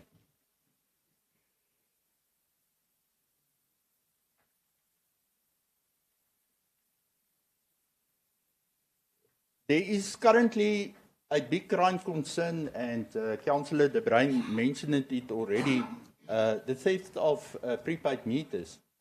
But if you go into the townships, around every corner there's an advertisement saying, we buy scrap. What are we going to do about that? Because it seems we are only focusing on informal traders and sending out traffic fines. When are we going to stop the criminals that are walking late nights in our suburbs and even in the townships with backpacks on their back, but they are not arrested? But no, don't worry, there is a neighborhood association and there is neighborhood watches that will do the work on behalf of the municipality. Then finances. A lot of targets that said we need to improve this, we need to improve that. They received a lot of money and there is a lot of amendments made to this report. But my biggest concern is there is no mention of improvement of the indigent registration. Because our current registration is almost run like an ANC voters roll and a spaza shop. There's a lot of corruption going around. And the Executive Mayor, a big concern is, you know that there are people that applied for indigent last year, that since November they are without water because the municipality cut off their water and they are receiving only a SASSA income of 2,000 rand a month. Community services. Several beautification projects are currently underway with a few nearing completion. One such project is beautification of the Bram Fisher building. In stark contrast, the Wepener Town Hall lies in ruins. Despite being part of the integrated development plan for the past 10 years with no budget allocated for its restoration. Councillor Davies, in your absence at this stage, I wonder what you would have done with the zoo's 6 million rand in Wepener with that building that's in ruins. To conclude, Mr. Speaker, I've noticed that the Bram Fisher building is prominently displaying the face of our Executive Mayor, Gregory Ntatisi, and not Bram Fisher himself. This raises the question, could a name change be on the horizon for this building in the future? Perhaps it could be rebranded as Gregory's Vault of Secrets or the Safe Haven for corrupt ANC cadres. I thank you, Speaker. Thank you, Councillor. Councillor Mongale. Yeah, no, thank you, Honorable Speaker, Dr. Matai. I'm not going to talk to the last part of Councillor Kotse. It's very interesting. On the issue of SDBIP, I think we should trace it back to where it started. It starts from IDP and then goes to budget and then it becomes SDBIP. But its main purpose in all these things, it's about growing the economy of Mangaung and also creating jobs for our people. That is the bottom line. Now, I've gone through the document, the revised IDP, but I haven't seen much that shows that there will be job creation for our people, unless I've missed it. But from what I've seen, I don't see much of an aggression towards creating jobs for our people, and also much of an aggression towards about creating and growing the economy, because we must also have the enablers for us to grow the economy. It means the road infrastructure must be well funded so that it can be in good condition. And any budgeting for pothole is not assisting, but it's encouraging corruption, because how do you know that a pothole in Sefatsa was fixed or a pothole in Jasmine Mohotu was fixed after 2 weeks when you go there and inspect and it has rained? Someone will say, we have fixed it, but it has rained, that is why it has opened again. But with the latest development where I've seen in Josh Lebe, where you are cutting a particular area of the road, which is about maybe 10 meters. It's acceptable. You know it's measurable. You'll know that the road here, there was a patchwork, but it can be measured. But pothole cannot be measured. And it breeds recipe for corruption. I'm sorry that the minister, or the then Minister of Transport, is the one who came with this idea, and which was erroneous. And because I always mistaken him for Senyaka Kekan, I thought he was making a joke. I only realized that indeed potholes are going to be fixed.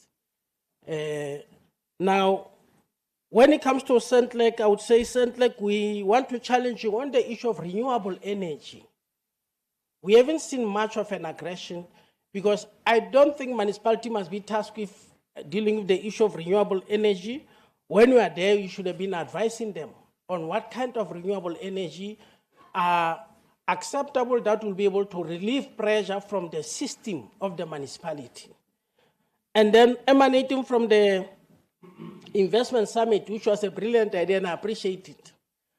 The issue here is that there was a gentleman from Botshabelo who is making oil with worn-out tires. And that man is in need of financial support.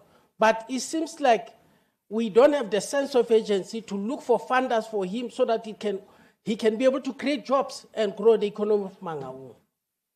And I plead with the executive mayor to say, go and search for that man. That man needs to get funding. We need to start to see things happening in Botshabelo because part of our SDBIP must also talk to Botshabelo revitalization or reindustrialization of Botshabelo. Those firms must start to be revived so that they can be able to create jobs and for our people to be able to get some sense of financial security. Our partnership with Sanral, I don't know how far is Mangaung with Sanral because there need to be a partnership with Sanral so that some of the money must come from Sanral. That will be able to help in terms of making sure that our SDBIP does not become what it is currently. That some of the things that appear on the SDBIP, you will see them again in the next SDBIP. You will see them again in another SDBIP. They keep on repeating themselves and you can see nothing was done on them. The issue is where was the money that was allocated to that particular task? Where is that money? Was it the issue of over budgeting or was it an issue of under budgeting or was it an issue of corruption that someone stole the money? These are the issues that we need to deal with. The issue of an N8 corridor. There need to be a deliberate effort to grow the economy around the N8. And that deliberate effort needs to be spearheaded by this municipality. But it must have a starting date. Maybe if it might not even have an ending date, but it must have a starting date to say we are starting now with our ruthless aggression in terms of growing the economy around the N8 and also airport intermodal node. These are the issues that we need to look at. I can see the watch is not favorable with me, and I'm not happy about it.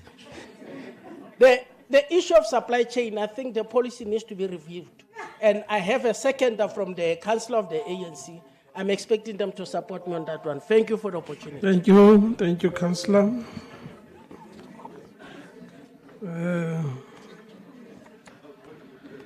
Councillor Snyman. Thank you, Honourable Speaker.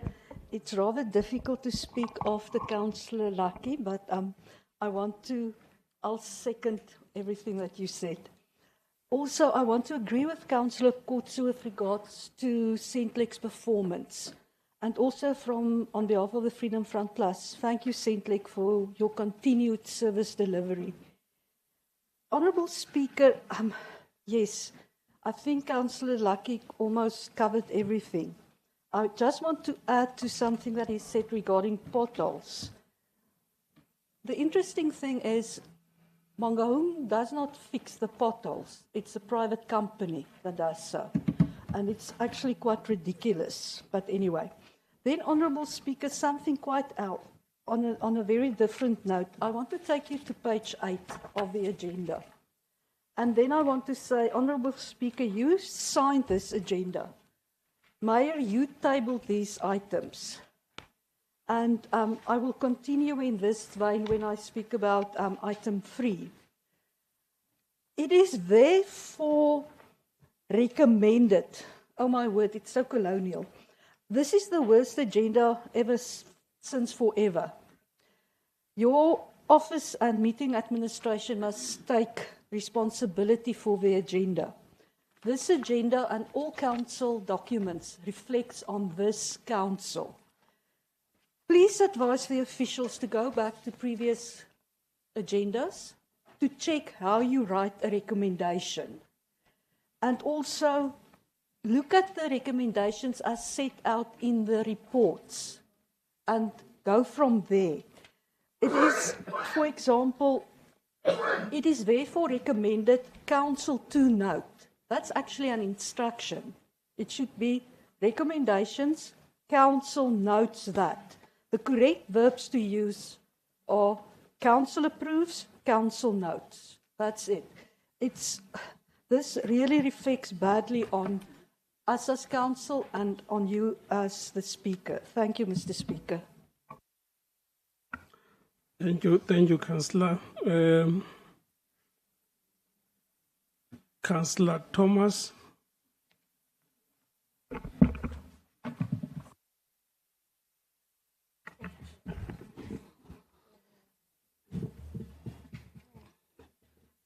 Motsamaisi wa dipuisano. E re ke nke monyetla ona ho leboha. Ke ise tlhompho ho setjhaba sa rona sa Mangaung. Ke ise tlhompho ho ba lekgotla bohle ba teng ka kwano. Ke hlokometse hore tsatsi lena ka nnete hlile o re tshwere ka loto tabeng ya nako. Jwale ko re ke se ka senya nako ke hle ke halele le mephathe ke ye tabeng. Motsamaisi wa mosebetsi moo ke leng teng ke mona. Ho a hlaka hore tabeng ya leano lena la rona la ho kenywa hwa tjhelete kapa le hore le sebedisang bakeng sa hore re kenye tjhelete ka haro masepala ha le fane ka ditlamorao tseo re di lebelletseng. Mme ha o le jwalo re lokela ho le lekola botjha le ho etsa bonnete ba hore borakgwebo ba tshwanang le the Georgios ba lefa ditshebeletso le melato ya bona e salletseng morao. Lefapheng la motlakase e leng Sentlek ho bonahala tshebetso e le ntle le ha fela re sa kgotsofala hakalo ka lebaka la hore re bona ho le monyebe ho kenyetsa batho ba rona motlakase haholo makeisheneng ana a matjha. Setjhaba sa rona se ntse se lla le kasheko lena mabapi le taba ya motlakase wa bona o e leng hore o ile wa ntshuwa mekhukhung eo ba neng ba dula ho yona ha ba ahelwa kapa ha ba tshepiswa kapa ba thetswa hore ba tlo ahelwa matlo. Empa qetellong ya ditaba ya matlo ao ha awe a mangentse le marako le kasheko le batho bao ba modimo ba ntse ba sena motlakase le letsatsing lena. Jwale ka lebaka leo he re utlwa re sa kgotsofala tabeng ena ya Sentlek e ka re baka le ka ho phamisa dieta ho bona hore ha o bonahala mmuso wa rona o feila ho fa setjhaba ditshebeletso tse ba di tshepisitseng tsa matlo ba etse bonnete ba hore batho ba rona ba fumantshwa motlakase wa bona hape o kgutlisetswe hona mekhukhung eo ya bona e tjhetjhisitsweng ka lebaka la hore ho thwe ho tlo hawa.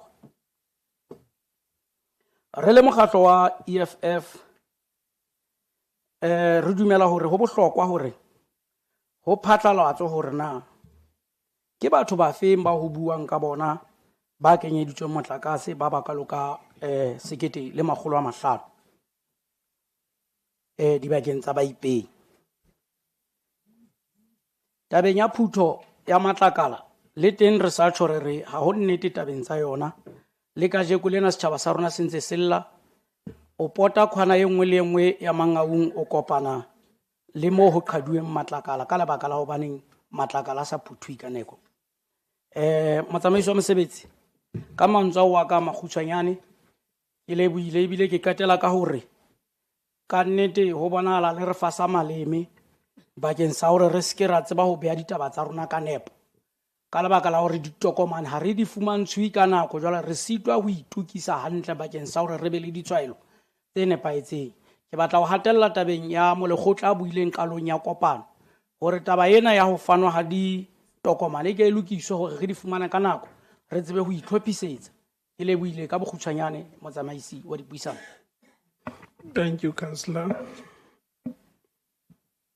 Councillor Machachamisa.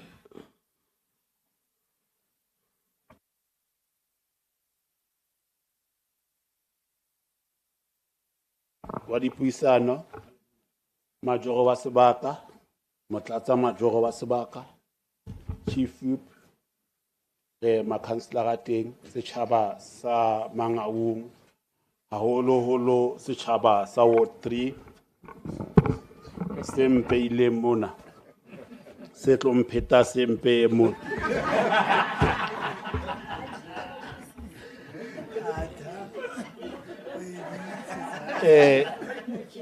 Motsamaisi wa mosebetsi wa dipuisano, e re ke lebohe le nna jwalo ka mokgatlo o moholo African National Congress, mokgatlo o moholo hore ke lebohe tshebetso ya Sentleke. Sentleke re sebeletsa ka toka. The revised SDBIP 2025-2026. This revised SDBIP indicates that the Mangaung Council stand ready to provide any support post the approval of the adjustment budget. Thus, indeed, give guidance to enable administration to realize all the performance targets set out in the document.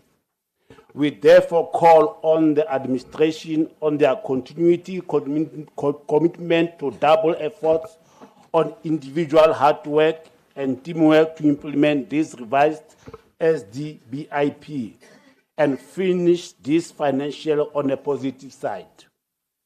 This revised SDBIP will form basis of the annual report and urge the city manager and his team to ensure that all reports and supporting documents are reliable, complete and consistent. This will ensure that the city does improve on its outcome of audit of predetermined objectives. I therefore support the approval of the revised SDBIP as tabled by our Honorable Commissioner Gregory Ntatis. Thank you.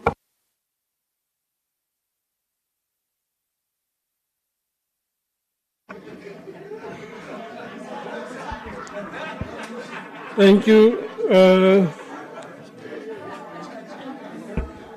Thank you, councillors. Order, please.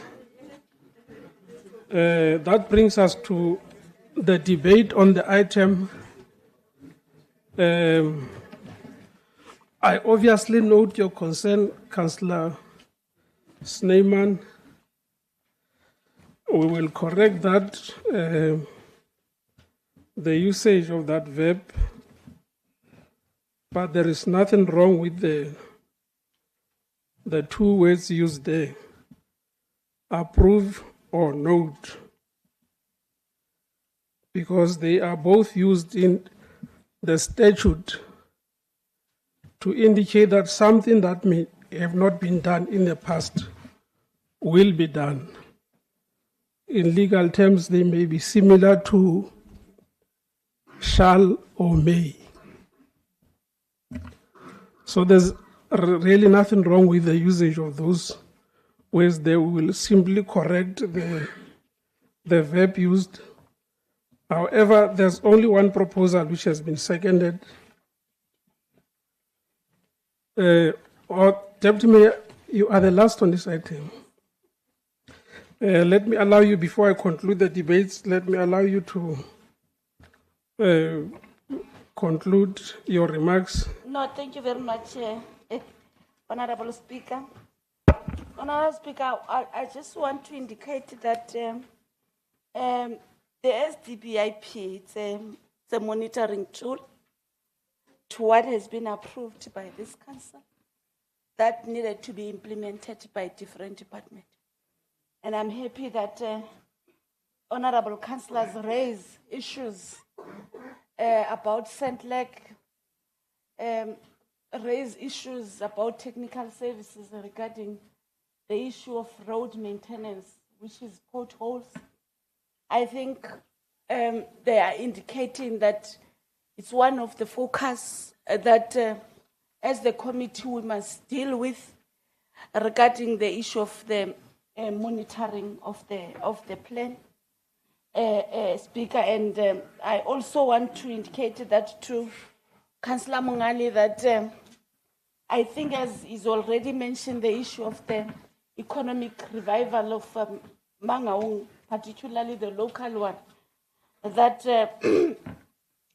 when we will be busy with 21 days, he must also make sure that we emphasize the issue of the Botshabelo revitalizations, the issue of job creation, which is what the monitoring tool, it must bring it forward to us, because the issue of the technical services creating job for our people, we must also emphasize it. And in the monitoring tool, we'll also come up, Honorable Speaker, when we assess the numbers that all the departments that we have created for our people. I think it's one of the things that Executive Mayor, we are not putting clearly, that in terms of those projects that we have within the city, there are a number of job creations that we have done as the city. But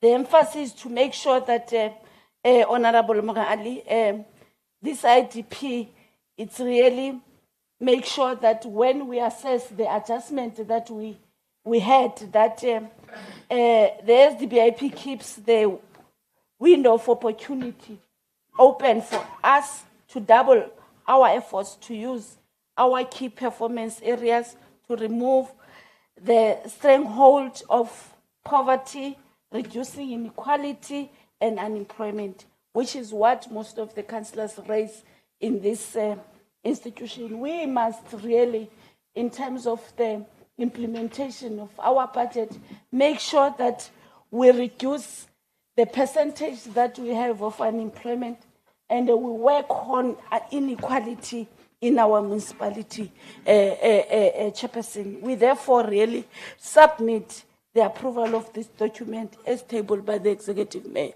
Thank you very much. Thank you, Deputy Executive Mayor. I think this brings us to the end of the debate on this item. As I said, Councillor Snyman, we note your concern and your correction. Will duly make necessary corrections. May I now see hands of those in favor of... Now the item is for noting. It's for both approval and noting. Can I see the hands of those in support of the proposal to both approve and note the report?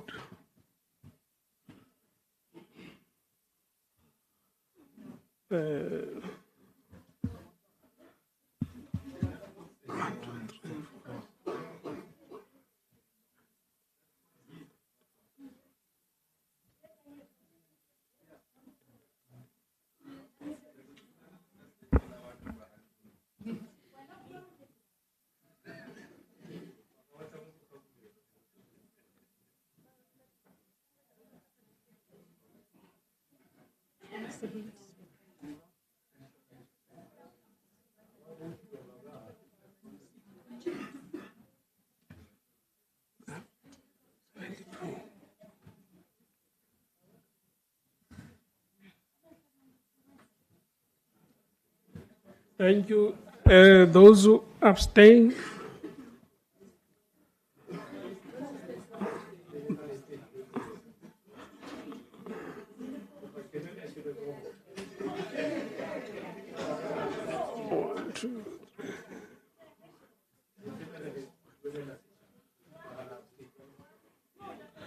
Thank you. Those against?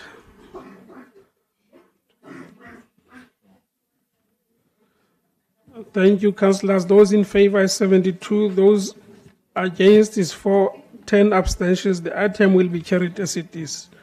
May I now invite Councillor Kruger to present item 3.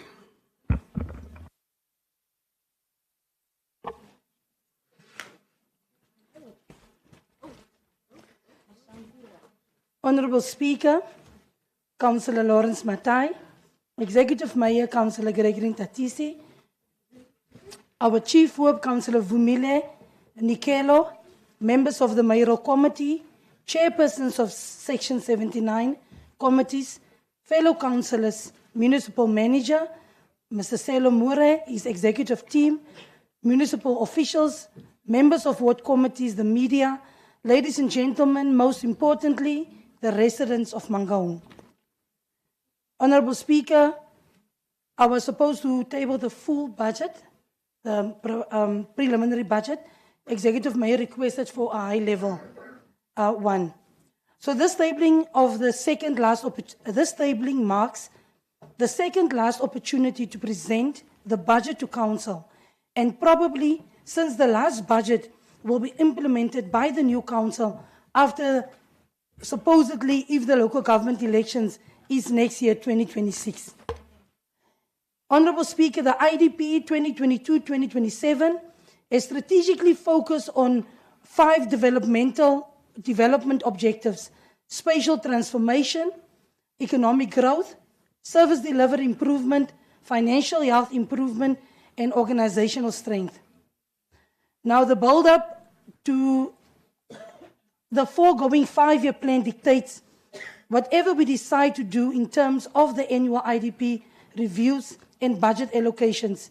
In pursuit of the 5-year plan, we have recently hosted a successful investment summit, and a full report will soon be submitted to the council for noting.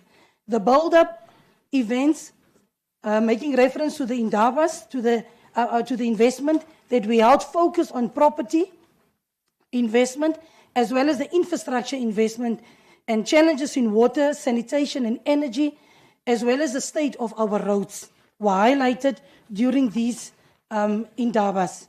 Honourable Speaker, we table this draft budget with understanding that it fulfills the received inputs from the community as follows: the unplanned water cut-offs and water rationing, resealing of roads and gravelling, solid waste removal and clearing of dumping sites, affordability of rates and taxes across categories, traffic and law enforcement visibility, traffic calming measures, rehabilitation of parks and recreation facilities, sewer spillages causing areas to become areas where people cannot function in. And accordingly, the budget is informed by the policies adopted by this council to an extent as they influence and inform the current budget allocations. To date, the budget seeks to allocate funds for the priorities as agreed upon in the IDP. As such, it must be relevant and credible. We take our time to reflect on the priorities and evaluation of past performances against the set target, understanding the challenges and success, and ensuring that we move forward, we are on a better footing and getting stronger. The city's budget assumptions are based on the fact that the revenue base remains intact and that the demand for services will grow by 1%. It is for this reason that the city is tabling this budget together with the tariff policy, credit control and debt collection, indigent household, as well as property rates policy. The policy is not only looking at new investment, but also existing investments in case where there are planned expansions, repurposing the business. The debt settlement incentive is focusing more on households to assist them in settling arrears, amount owed, and starting from a clean slate, whilst indigent policy announces debt write-off to those who qualify. Further, Honourable Speaker, the city, we are proposing also a new policy which is called the Grant in Aid policy that will become effective from the 1st of July 2025. The policy is aimed at changing the lives of the local community. Just to elaborate further, Honourable Speaker, many a times you have your NGOs submitting requests to the Executive Mayor whereby maybe they need 10,000 for a soup kitchen, 5,000 for a community project, but there is no policy guiding the Executive Mayor whereby he cannot assist. Now, this Grant in Aid policy will empower the Executive Mayor to be able to make those small donations to our people in our communities that are there to create change.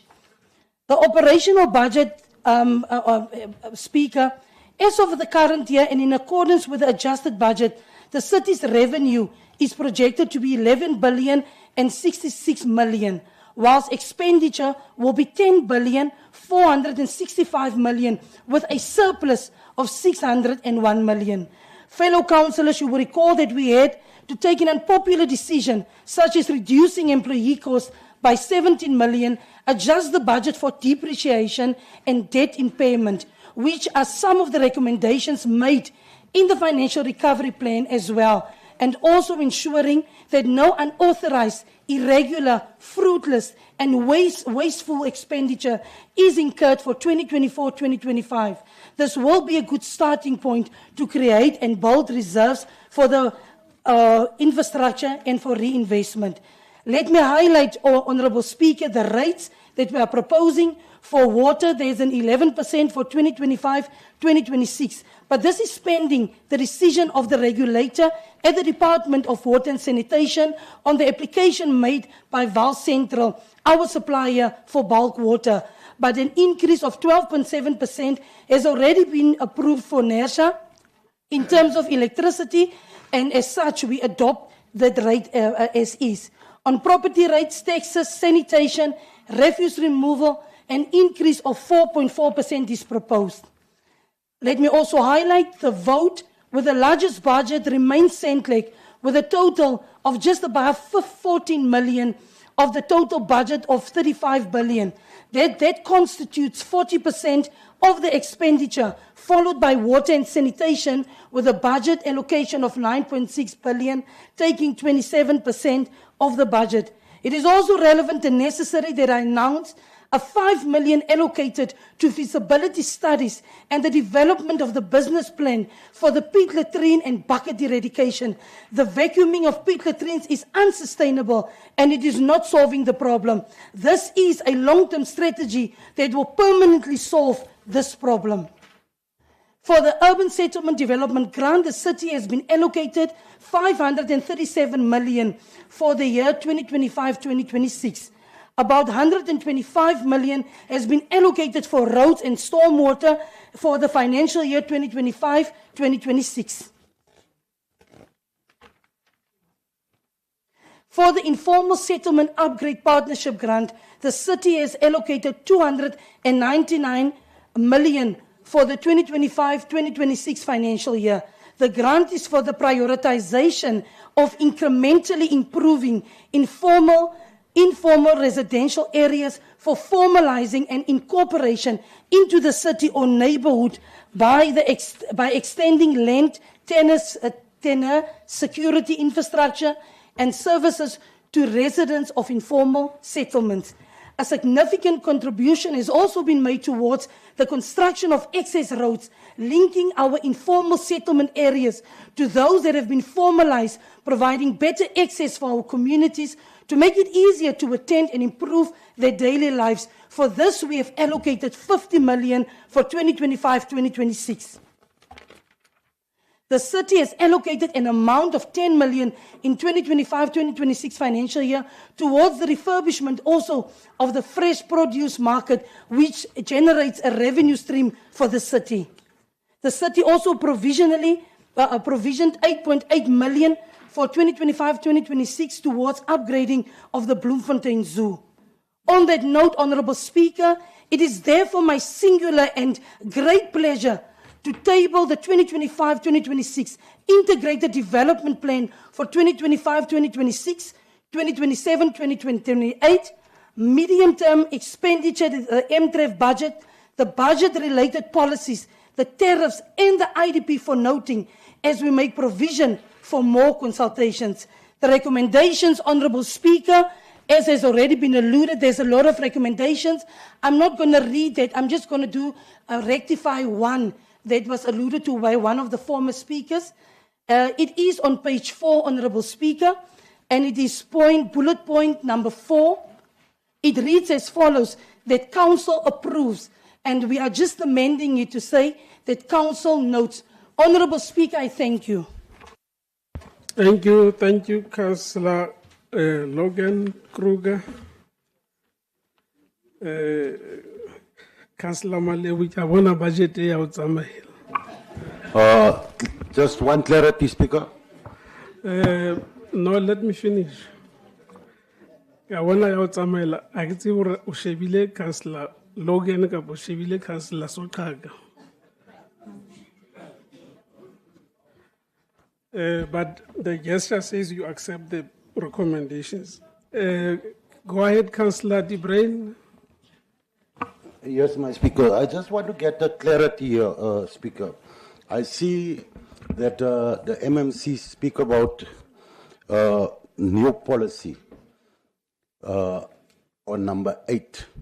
I just like to find out on that policy, is it one of your weapons that you're going to use now to get the elections ready?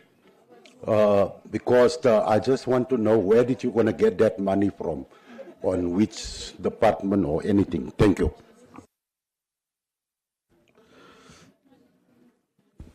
Councillor Kruger.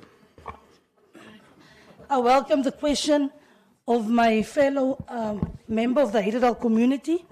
Honorable Speaker, that money will definitely come from rates, and we don't need any electioneering tools or enhancement. We are the ruling party, and the community is not confused. They might be shivering, we understand, but the ruling party is ready. I thank you. Thank you for that reply. Do you have any other hand? This brings us to the... no, there's no discussion, councillors. Unless you want to raise a point for personal clarification. Thank you, Speaker. I just want to make a clarity of this issue. I'm glad that Councillor has just mentioned a couple of very good issues with regard to the budget of 2025, 2026. I'm happy with that, Councillor. Right now, Councillor, we still have issues with pit toilets. I'm saying this because of I'm living in a community. No, there's a point of order. Can I take a point of order? No, Chair. I was just indicating that this document is for noting. It's going back for 21 days where councillors, where there is a program where we'll be discussing this document in details and come with the recommendations that we want to come with them here in this meeting. Thank you very much, Chair.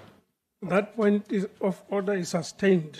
Councillors, we made a ruling earlier on that there will only be one presentation by Councillor Kruger, unless if you want to ask a question. But all matters related to the debates will not be sustained. Councillor Snyman. Thank you, Honourable Speaker. Can I please ask the following questions to you and the committee services on page 9, below recommendations? Can you please remove that sentence?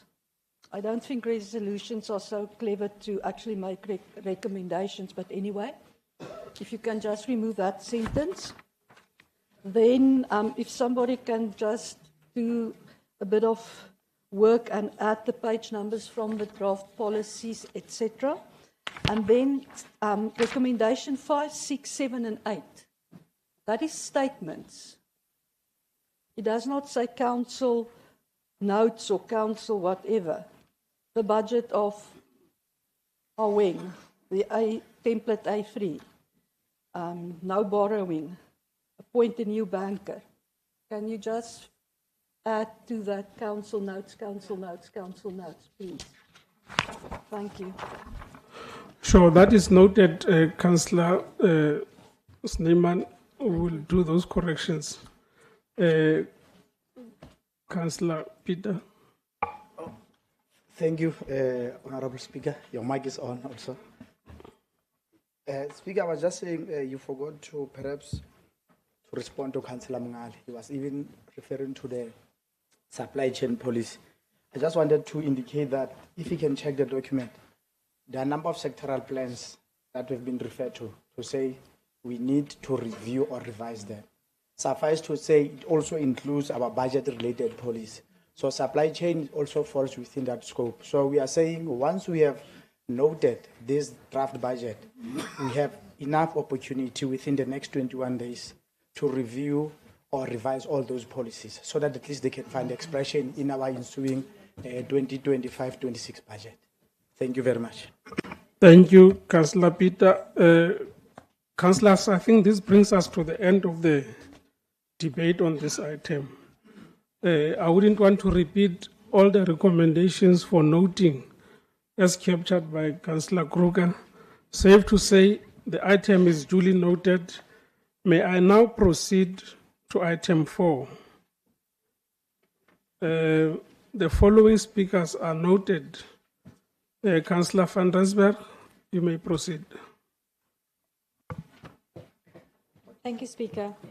Honourable Mayor, councillors and members of the council, in the spirit of collaboration for economic growth, the DA expresses our support for the proposed land exchange between Mangaung Metro Municipality and Pareto Limited.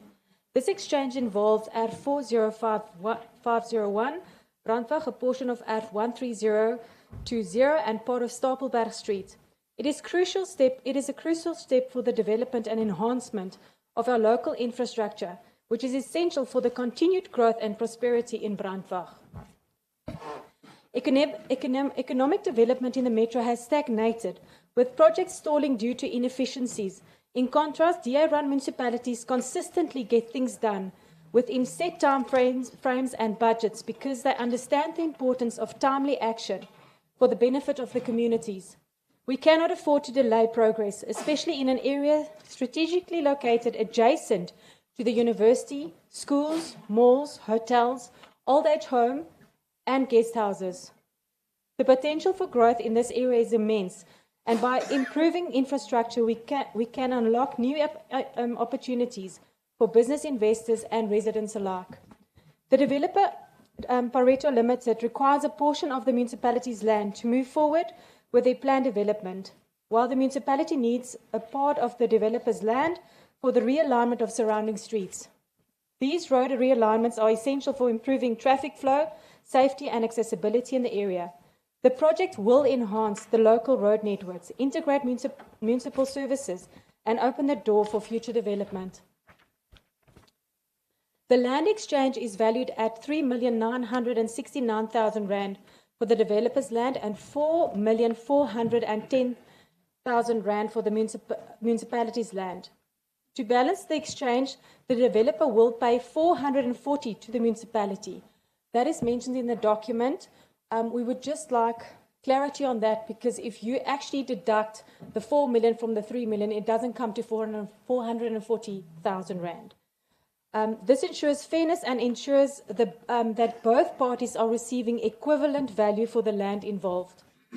There are critical conditions tied to the approval of this exchange. A traffic impact assessment must be conducted by a professional traffic engineer at the developer's expense, evaluating the impact of the development on the surrounding grounds.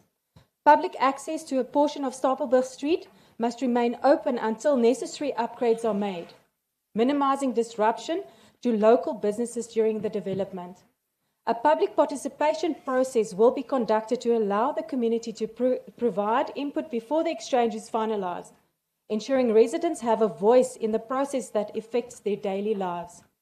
The land exchange is crucial for improving infrastructure, safety, and economic growth. It will reduce traffic congestion, create jobs, and transform the area into a safer, more vibrant hub in Brandweg. By collaborating with the private sector, we can build a brighter, more prosperous future for all Mangaung residents, if implemented timeously by the Metro and not becoming another project only on paper that does not see execution. I truly hope this development sparks further growth across the Metro, with the municipality reducing red tape to encourage inward investment. Together, we must accelerate development to create more economic opportunities for our residents, as they truly deserve it. Thank you, Speaker. Thank you, Councillor. Councillor Ramatlam. Councillor Majority Nkarzorega Grocery Chimney.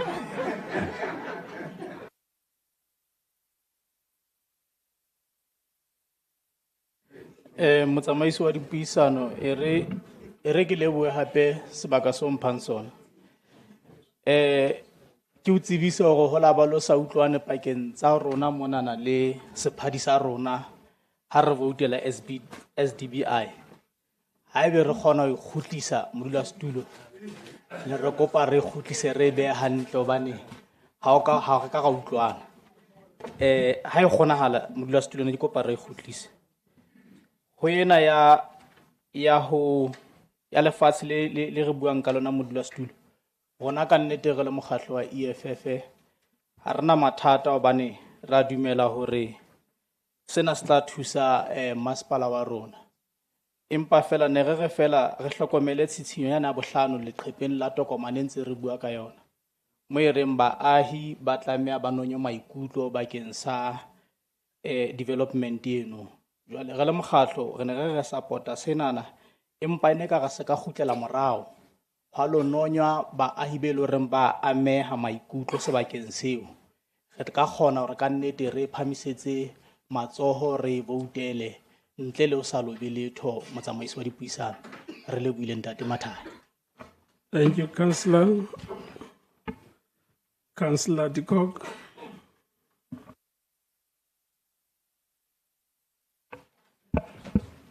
Honourable Speaker, in theory, any type of transaction that will promote investment must be a positive transaction, which could hold the promise of job creation and economic growth. The Freedom Front Plus must, however, highlight the following points. Taking into consideration the already high traffic volumes in the area, with severe traffic congestion in peak times, we fail to see why the traffic impact study has not yet been compiled and submitted. While this is still in a planning and approval phase, one cannot ignore the concerns for the future. Will construction and street changes be delayed for years on end, the same as some other projects? Here, the Vereniging Road extension immediately comes to mind. We have to insist that public participation should be conducted in a thorough manner and very well published in all social media and communication platforms. We still have serious questions on the approval of the Weedery cannabis shop almost opposite the school in the same vicinity. Just to enter their website, you have to confirm that you are older than 18, but the shop is opposite the school. Taking into account that the GEPF, owned by government, is, according to the latest available data on their website, a 100% shareholder of Perito Limited, we have to ask if the 440,000 payable by the developer will actually reach the metro, or will it take us long to be paid as the outstanding debt owed by the provincial government to the metro? Why was the format in the report changed for the agenda? No sub-bullets make recommendations confusing. There is in fact only one approval recommendation with 7 conditions, not 8 recommendations. The Freedom Front Plus is in favour of investment, economic growth, job creation and growth, something this report predicts for the future. Can we once more ask that this does not stay another look good on paper report, and that this application would consider the well-being and safety of our rate-paying citizens and businesses? Thank you, Speaker. Thank you, Councillor Snyman. Councillor Safaki.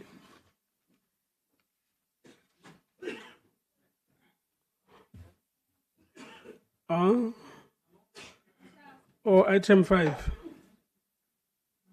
Okay, Councillor PM Kotze. Are you? Okay, Councillor Ntrapo.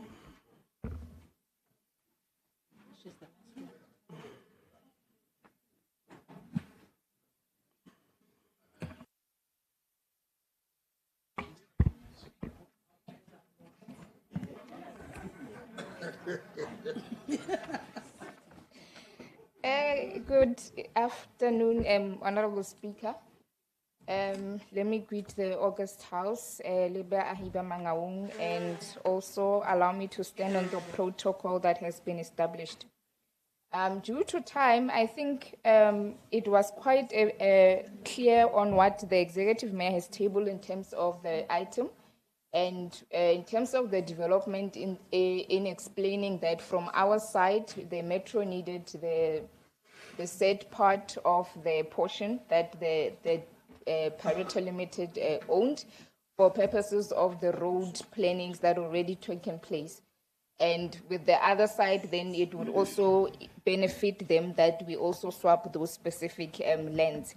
Now, just to get to what the honorable councillors have raised, I think it was Councillor van Rensburg, where you were questioning about the amounts. You see now, it's taking us to section 80.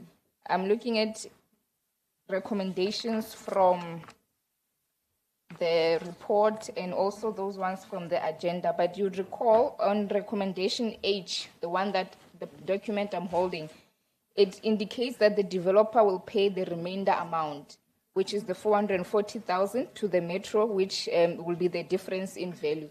So the developer will pay the difference, which what is indicated in the recommendation. So that will tell you in terms of the amount of the land.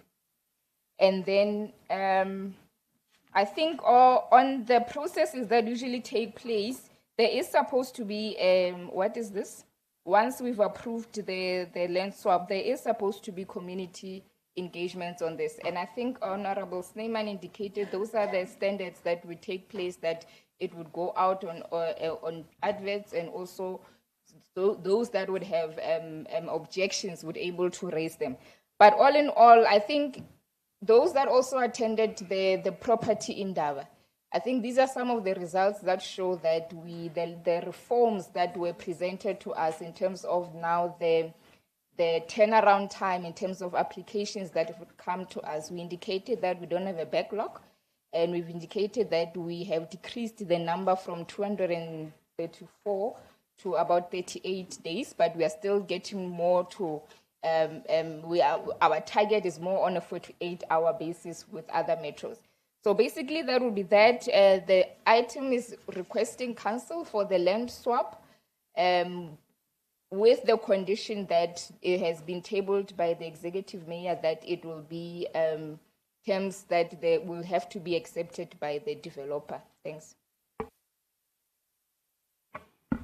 Thank you. Sorry, Honourable Speaker, just a point of clarity, please. Councillor Bau.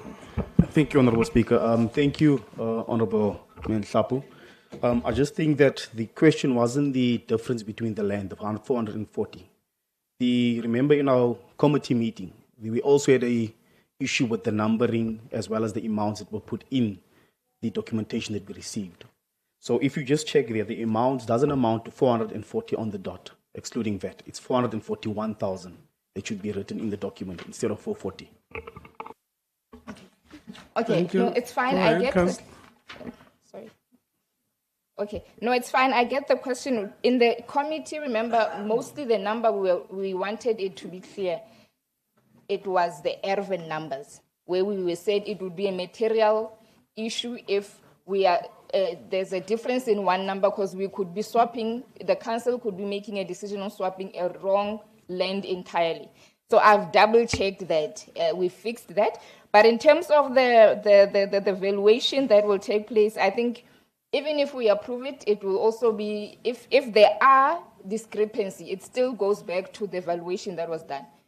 So probably then that will be fixed, but the valuation will still stay in that instance. Thanks.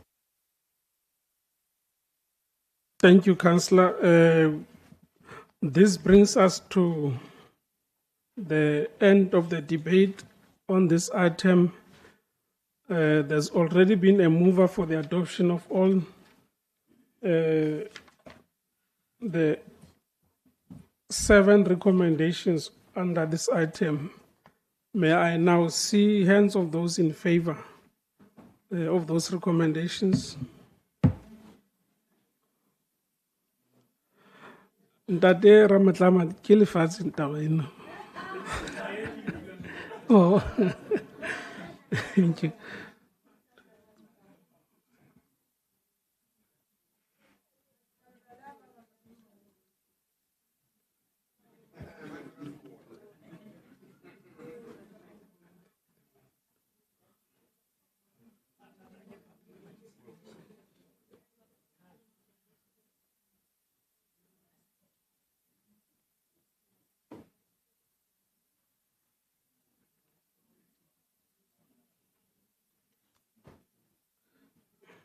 Thank you. Thank you. Those against?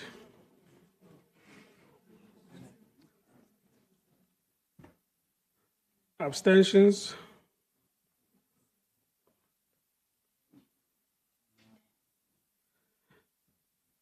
Thank you.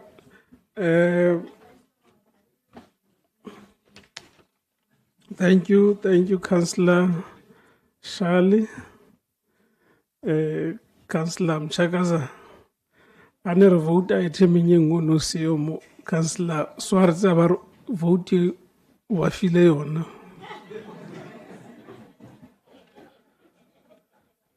Thank you, councillors. Those in favor is 71. Those against is Speaker. 0. Abstentions is 10. Councillor Thomas. Renere molemong wa hore eske ya tolokua ka tsela eo re sa e buang ka yona ho hlake re le mokgatlo wa EFF re emela hore batho ba rona ba fumantshwe lefatshe empa re tena re sa dumellane le taba ena hobane ho etsuwa seo ntle le hore ho kenyelletswe baahi ke ka hona re reng re emela ka theko ke a leboha. No, Councillor Thomas, you should have allowed me to conclude. Speaker. And immediately thereafter, you should have then said you want to place on record Speaker. your point. So you unduly interrupted me. I was saying those in favor is 71, against is 0, abstentions is 10. The item will duly be carried as it is. I, however, then want to allow you the opportunity to place on record your statement. Ke a leboha motsamaisi wa dipuisano ke kope tshwarelo ka ho kena hanong ke ne ke re hlakisa e totobale hore rona re emelletse ka theko lebitsong la hobane ho sa kenyelletswa setjhaba jwalo ka ha ile hore di recommendation di a bontsha mono hore no lokela hore e ba ho utluwe maikutlo a setjhaba empa jwale rona re batla ho ifitisa ntle le maikutlo a setjhaba e totobetse. Thank you, Councillor. That has been duly recorded. Councillor Nshapo. Speaker, lena ne ke re ke hlaise ke hatise hore recommendation D specifically indicates that a dedicated public participation process will be followed before finalization. There's no way that we can do issues of land without Ribuele Secha. We go to communities on issues of land. Thank you. Thank you, Councillor. That brings us to the end of the debate on that item. As I said, the item will be carried as it is. May we now proceed to item 5. Councillor Pretorius.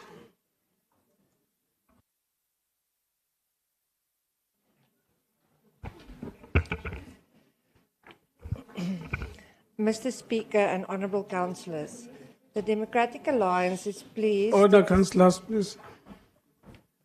The Democratic Alliance is pleased to discuss a critical issue affecting our metro, non-revenue water. As you may know, our audited non-revenue water level for the 2023-2024 stands at 49.6%, which is totally unacceptable. However, we are taking steps in the right direction by implementing proactive measures to address this challenge. The National Water Partnership Programme, in collaboration with the Development Bank of Southern Africa, aims to reduce non-revenue water to 20%. This ambitious goal can be achieved through various measures including, but not limited to, proactive leak detection and repair, pipe replacement projects, routine or domestic leak repair programs, valve replacement programs, Soutpan pipeline audit, replacement of water meters, Marshalspoort treatment upgrades and refurbishment, water reuse programs, consumer awareness programs, and metering of unmetered sites. While we support the DBSA's performance-based contract approach, We have concerns regarding the mandate given to the city manager to negotiate and finalise the agreement without council approval. As agreed upon during the Section 80 meeting on 20 March 2025, we believe that council should have the final say in approving the terms of the agreement. Furthermore, we are concerned about the city manager's decision to appoint the HOD Technical Services as the sole contact point between the DBSA, Water Partnership Office, and Transaction Advisor. We propose that Council should receive regular feedback meetings to ensure transparency and accountability. In this regard, we recommend the City Manager provides Council with biannual feedback meetings, which should include the following: progress reports on the implementation of the National Water Partnership Programme, action plans and timelines for achieving the programme's objectives, financial reports, and updates on the programme's budget. Any challenges or obstacles encountered during the implementation of the programme, and recommendations for addressing these challenges and ensuring the programme's success. These feedback meetings will enable Council to provide oversight and guidance, ensuring that the programme is implemented effectively and efficiently. We believe that this is essential for building trust and confidence in the programme, and for ensuring that our metro achieves its goal of reducing non-revenue water. In conclusion, we urge Council to accept the National Water Partnership Programme and the DBSA's performance-based contract, while ensuring that Council has the final say in approving the agreement. We must work together to reduce non-revenue water and ensure a sustainable future for our metro and our residents. The Democratic Alliance requests that the following recommendations be included as agreed upon at the Section 80 meeting. That upon conclusion of the negotiations, the Council approves the finalised participation agreement before the signature and implementation thereof. And number 2, that the City Manager reports to Council biannually on the progress of the project to ensure accountability and oversight by Council. Thank you. Thank you, Councillor. Councillor Snyman.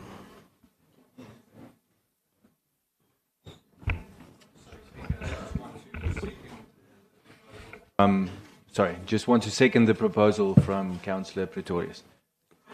No, Councillor, you are not on my order list. Oh, you was? Okay, may I allow you to speak then? Thank you, Speaker. First, of course, I just want to second the proposal from Councillor Pretorius. And then, Speaker, fellow councillors and residents of Mangaung, it is with a sense of urgency and responsibility that I rise today in full support of the National Water Partnership Programme concerning non-revenue water initiative and proposed performance-based contract before us. This initiative is not just a step in the right direction, it is a long overdue intervention in addressing the severe water crisis plaguing this municipality. It is a recognition that water, the very lifeblood of our communities, has been mismanaged for far too long. And while we may say this effort comes late, let us remember the saying, better late than never. For years, the people of Mangaung have suffered due to poor water management. Residents in various wards have endured low water pressure, frequent interruptions, and in some cases, a complete lack of supply for extended periods. All the while, billions of litres of clean water have been lost due to leaks, illegal connections, and failing infrastructure. The NRW program presents a practical, results-driven approach tackling this crisis head-on. By shifting to a performance-based contract, we are ensuring that service providers are not just compensated for their work, but held accountable for achieving real measurable improvements. Speaker, we must be honest with ourselves. This crisis did not arise overnight, nor is it one that could have been prevented by a single project. However, what has made matters worse is the continued failure of leadership to take water security seriously. Late last year, the South African Human Rights Commission released a report that detailed the dire state of our municipality infrastructure. That report, which our leadership was supposed to respond to in February, highlighted many of the same issues that this program seeks to address today. Yet the silence from the city's management in response to the Human Rights Commission findings was deafening. Had the leadership taken the simple effort to respond to that report as it should have, it would have been the first sign that this municipality was serious about tackling the water crisis. It would show that we care about the future of our residents.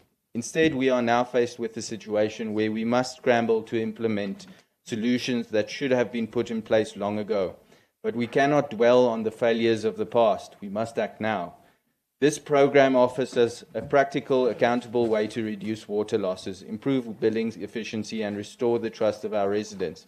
It ensures that service providers are not merely awarded contracts for the sake of it, but are rewarded based on real results. To the residents of Mangaung, I want to say this: help is on the way. This program is an opportunity to regain control over our water supplies, to safeguard this precious resource for future generations, and to prove that we as a council are willing to make a tough decision necessary to bring this change. But this must be the beginning, not the end, of our efforts. We must continue to demand accountability, transparency, and urgency in all matters relating to water security. I must also stress that while this program is an important step, it is only a solution for now. We cannot afford to stop here. More programs must follow to ensure that our water infrastructure is not only maintained, but also expanded and future-proofed. As the city grows, proper planning must be undertaken to guarantee that we are not merely reacting to crises, but proactively preparing for the future. Sustainable water management should be a long-term priority for Mangaung, and I hope to see further commitments and investments in this regard. I urge all my colleagues to support this initiative. It is not a perfect solution, but it is a necessary one.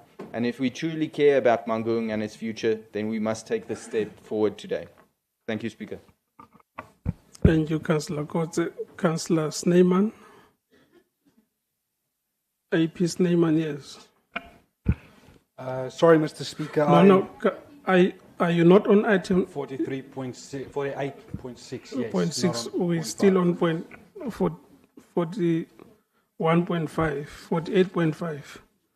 So go ahead, Councillor Snyman. Thank you, Speaker. As I requested, Councillor Denner will continue, Okay, please. Councillor Denner, you may proceed. Thank you, Speaker. I want to address the National Water Partnership Program, a project that we welcome with open arms, Speaker. This initiative is long overdue, and frankly, the Metro should have reached out to national government intervention much earlier in this regard. It's crucial that we support any plan that can improve our infrastructure and services, especially when it comes to tackling the non-revenue water and all other issues regarding the water infrastructure and its failures. We are, however, concerned about several key aspects of this proposed plan, Speaker. How will this be implemented? We know that in the past we haven't had the best track record when it comes to successfully implementing large-scale projects. Can the administration provide clarity on these steps going forward, the resources, timelines that will be involved in executing this initiative? And on the matter of the city manager signing off all these documents, Speaker, the Freedom Front Plus has raised concerns before about the challenges surrounding his leadership. We see that he's tasked with managing this whole program alone. Why is this his responsibility solely, and why is it falling on him alone? We would like to propose that we establish a delegation with him, perhaps 3 or 4 delegates, maybe a CFO, to oversee and manage this project collectively. If such a delegation is formed, can we ensure that these decisions will come back to the Council for approval? That will make sense. It's important that we, as representatives of the people, maintain proper oversight of such critical projects? And additionally, can we agree that this delegation will report back to the Council on a quarterly basis instead of biannually? A clear and transparent update on the status of this project will allow us to make informed decisions as we move forward, we as a Council. Speaker, as a Freedom Front Plus, we're genuinely pleased to see that we're now at the point where action can be taken. This is not a trivial matter. It's one that directly impacts the people of Mangaung, and we cannot continue to waste almost 50% of our clean drinking water, regardless of the reasons behind it. We fully support this National Water Partnership Program, but we must emphasize we do so with caution. We must ensure that no further funds are squandered. The Metro financial resources are already stretched, and we need to ensure that we're spending money wisely from now on. We need, and importantly, Speaker, we need an A-team to drive this project. And to be quite frank, our city manager, his record is not that of an A-team player. So with that in mind, I urge this Council to be conscious in the decisions you make today.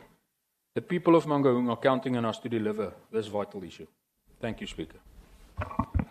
Thank you, Councillor Sefaki. No, ke a leboga motsamaisi wa dipuisano. Ha ke simolola ke dumedise pele, ke dumedise executive mayor, deputy mayor, the council whip, and then honorable councillors and the city manager, Date Morelli, other HODs, and then mostly community of Mangaung, and then batho ba botlhokwa haholo ke community ke representang ya Otwane, ke re ke ba dumedise. No, before I can start, Speaker, with my speech, I would like to ask councillors to look at recommendation 8.5. The last part, it says the city manager be mandated to report progress biannually. So I thought I should clarify on that one.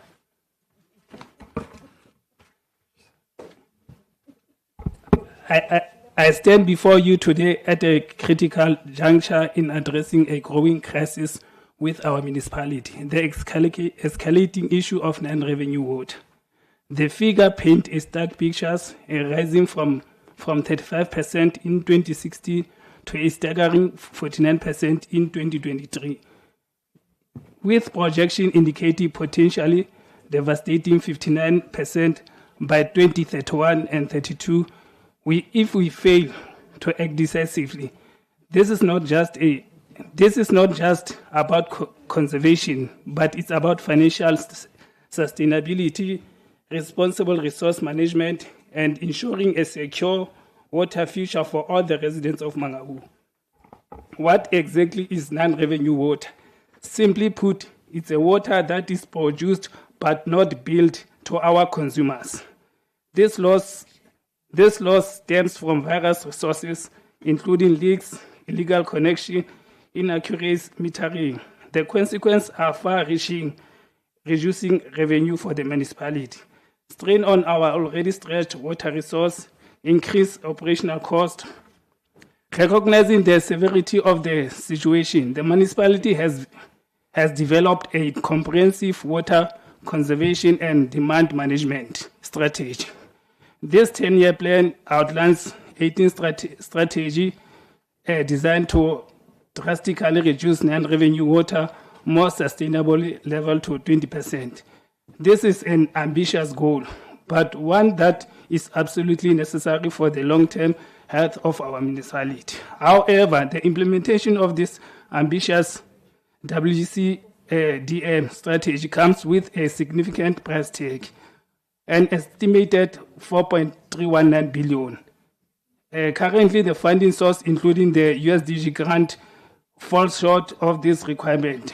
This is where the innovation solution and strategic partnerships become vital. However, the implementation of this ambitious WCDM strategy comes with significant price tag estimated 4.9 billion. Currently, funding sources include USDG grant, fall short with the requirement. This is where innovation and solution strategic partnerships become vital. Therefore, we are proposing a crucial intervention, a public-private partnership initiative supported by Development Bank of Southern Africa.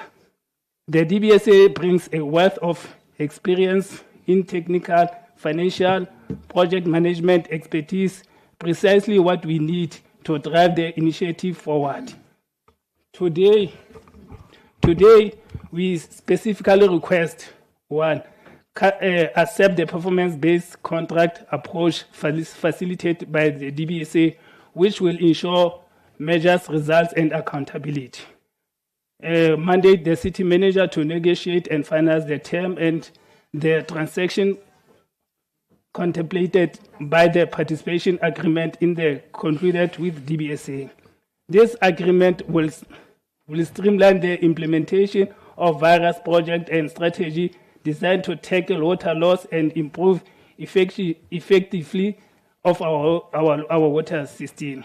This proposal partnership with DBSA is not just a securing funding, it's about leveraging expertise and implementing best practice to achieve tangible results.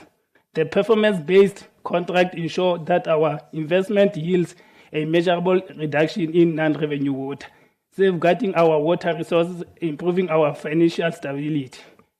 This is not merely a request, it's a call to action. We need your support, your approval, and your commitment to ensure that we can move forward swiftly, decisively to address the critical challenges.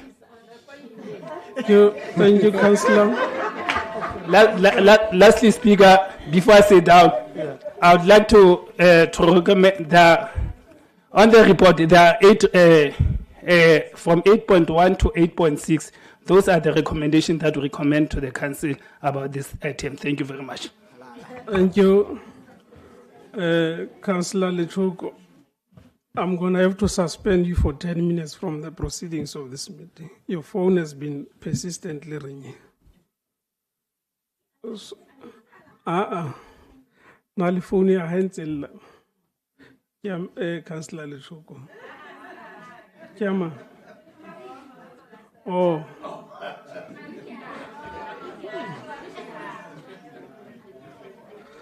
Speaker. Okay, no, thank you, Councillors. Speaker. Kima. Speaker. Ona le bole tsoko ba wa bedi ka mona. Yena ya itshwereng hantle ke yena wa ditiro tse. No, it's fine. Thank you, Councillors. I think this, can I now acknowledge Councillor Mungale?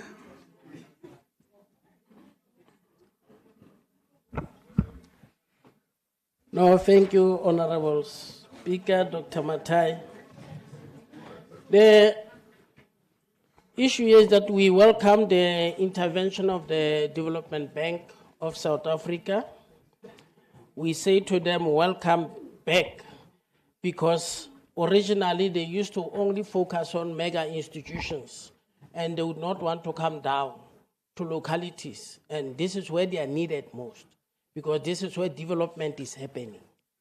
And we hope that this will not be regarded only as a pilot project, but it is a commitment from them to say, we want to be part of the people. We are an institution that is established to look for the welfare of the South African people, and will make sure that we are part of the local community, because this is where the services are needed. And it goes straight to the issue of the funding model of National Treasury that SALGA needs to take forward on behalf of the municipality with regard to all these issues, to say municipality cannot afford, all municipalities cannot afford the 12% budget of the national fiscus of this country. That 12% needs to be reviewed. It is not working. It's going to collapse these institutions. That is why we are where we are today. It is because of the funding model. And this is where SALGA must come in very strong to say, National Treasury, you need to change your funding model with regard to municipalities. At the moment, you are collapsing them. And the issue of national non-revenue water, it's a crisis. But once we get done with it, we might also deal with a new crisis, because as a municipality, we need also to look at the next model of boreholes, where institutions like schools, because they are struggling in terms of paying the municipality, there needs to be a program of boreholes to schools, maybe to municipal halls and other institutions, clinics, so that we must ease the burden on them, but at the same time, we must be able to say we have dealt with the issue of water. Okay. We have dealt with the issue of water scarcity, which is a threat because it has been proven that South Africa is a water scarce country. Now we need to find a way of making sure that we make good use of every little drop of water that we have in our, at our disposal. And in this particular case, we say we are happy. We are excited about the project. We're only scared that the project talks about 4.3 billion, which is a lot of money. But if not handled well, it might also come back to this council to say we have been given a task. Instead of doing the job, you have failed as a council. That is why I am still of the view that this matter should have at least been taken to Section 80 committee for terms of reference, where the council says, as a council, our terms of reference are the following, so that whoever is going to negotiate on behalf of municipality will be able to say, I'm going to negotiate, but I've been given the following terms of reference. When a city manager makes mistakes and you want to charge him, you'll be sitting with a dilemma that you never gave him terms of reference. Now, how do you force someone or blame someone for any decision that he has made, even the one that he has made erroneously? You can't say to him, you have failed to discharge your duties, because you'll be saying, I had no terms of reference. I had to make good use of the little information that I've been provided and the information at my disposal. Terms of reference is not to tie his hands. It's just to say you are operating from this framework. You are unable to move out of the framework, and you are able to force the other party to comply with the framework. One example of terms of reference is the one that I always sound like a scratch CD on it, to say, where are the local companies when all these projects will be going on? Now we'll be fighting him here. He will be saying, no, Development Bank came with their own people. And then the issue will be, where are local people? Because you are a local municipality and you must look after the economic needs of your people. Where are they? And then the issue will be, but my negotiation environment didn't allow me to think about local. I was only worried about securing a deal that will make sure that we no more have leakages, we no more have a crisis with regard to water. But now, out of all these issues, there is also an element of humanity. Local people, how do they participate in the economy? Hence, I'm saying terms of reference are necessary. I'm pleading with you on that particular case. I'm aware my time is up. Thank you. Thank you. I think this brings us to the end of the debate. Oh, Councillor Sokaga, you are the last.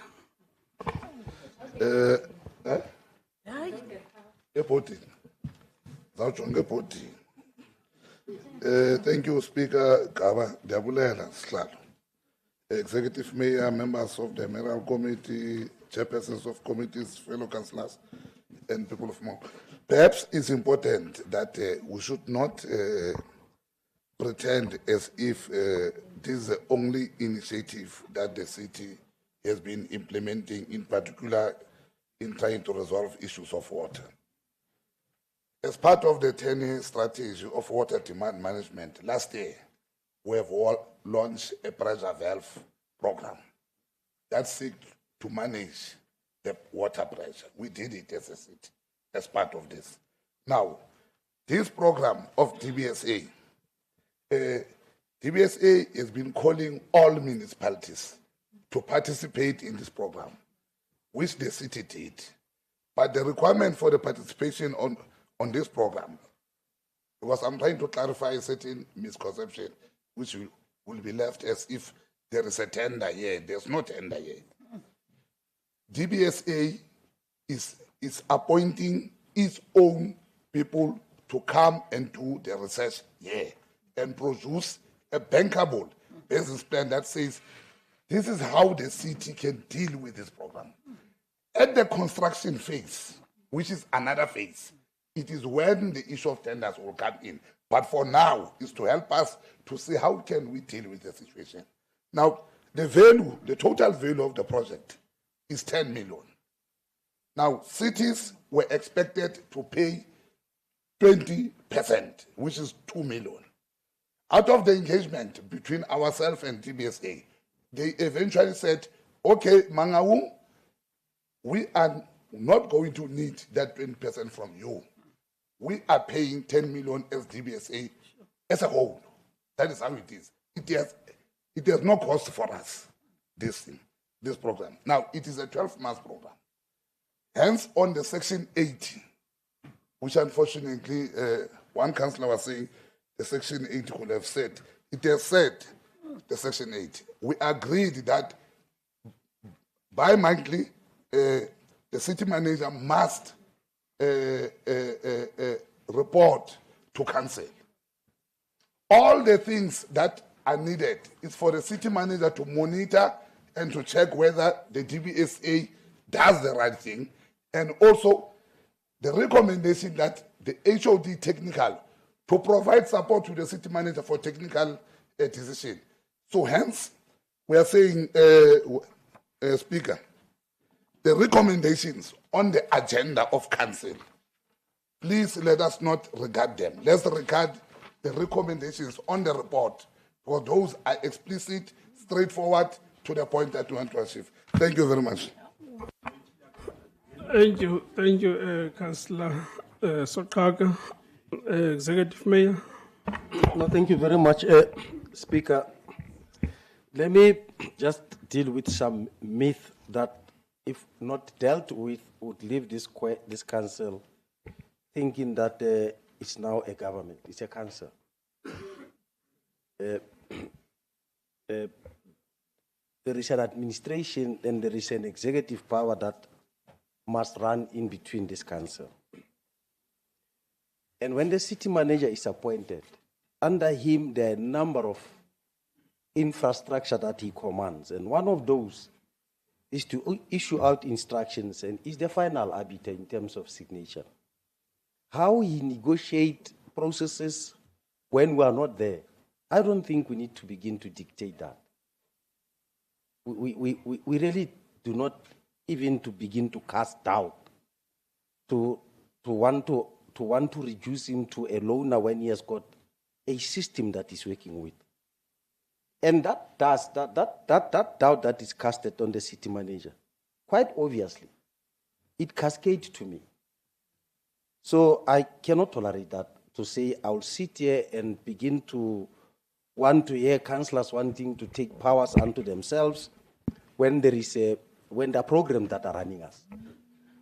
The long and short, Speaker, is that we'll run anything and everything in accordance with the program, in accordance with policies, and in accordance with MFMA. Anything else, I don't think we will tolerate outside that spectrum. So can we stick to our brief? We'll never go wrong. That's the first point that I want to raise, Speaker. The other point that I would like to raise is what was raised by the EFF. It has got wisdom in it. And I think the council must take that close to its heart. You know, the issue of Fudua at the level of communities, it's also an initiative of councillors. Especially what councillors, when they are trying to avoid bringing their names into disrepute. And it has got flaws. I would like to engage the council that at some point we need to sit down and look at the best of the best in terms of how do we generate our communities participating in some of the programs that we have. Interesting enough, Speaker, come election time, all of us, we knock at people's door, we go into our homes.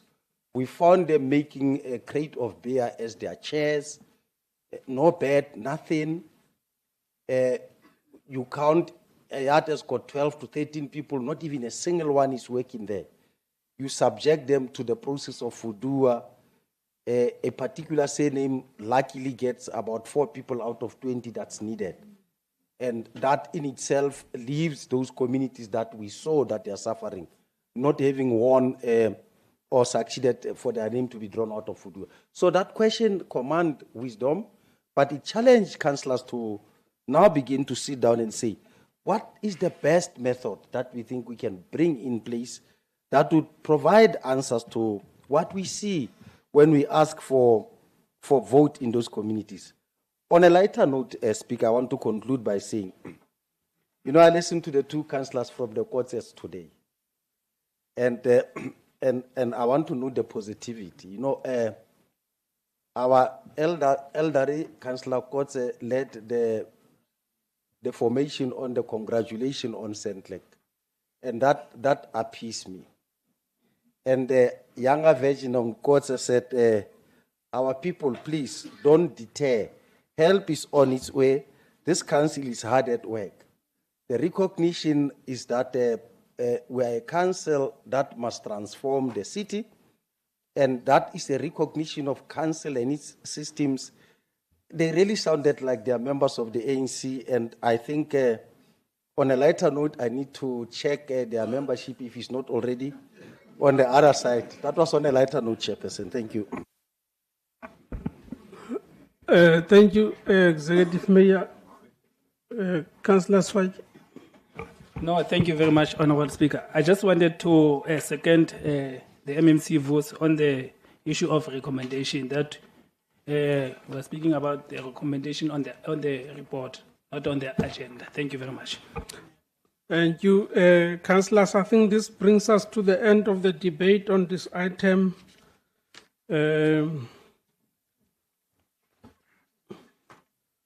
There are 8 recommendations contained on the initial report.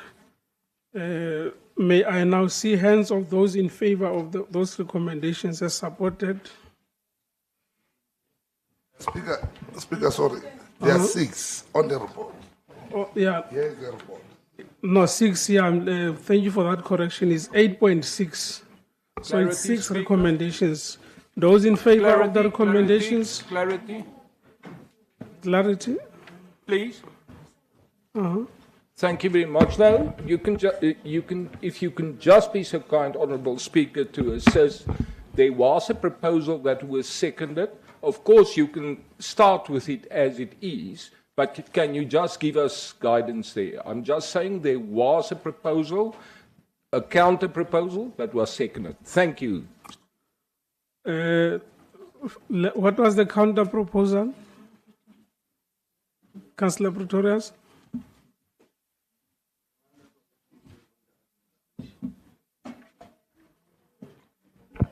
Mr. Speaker, the counter proposal was that upon conclusion of the negotiations, Council approves the finalised participation agreement before the signature and implementation thereof. It should be approved by Council first before it is signed and approved by signed and implemented by the city manager. That was one of the recommendations that were voted in at our Section 80 committee on the 20th of March, that it should come to Council first for approval and then it could be signed and implemented. Does the report not at the conclusion of the investigation by DVSA not supposed to come to Council? No, Mr. Speaker, it does not specifically say that it has to. I can read it to you quickly. Just give me a second.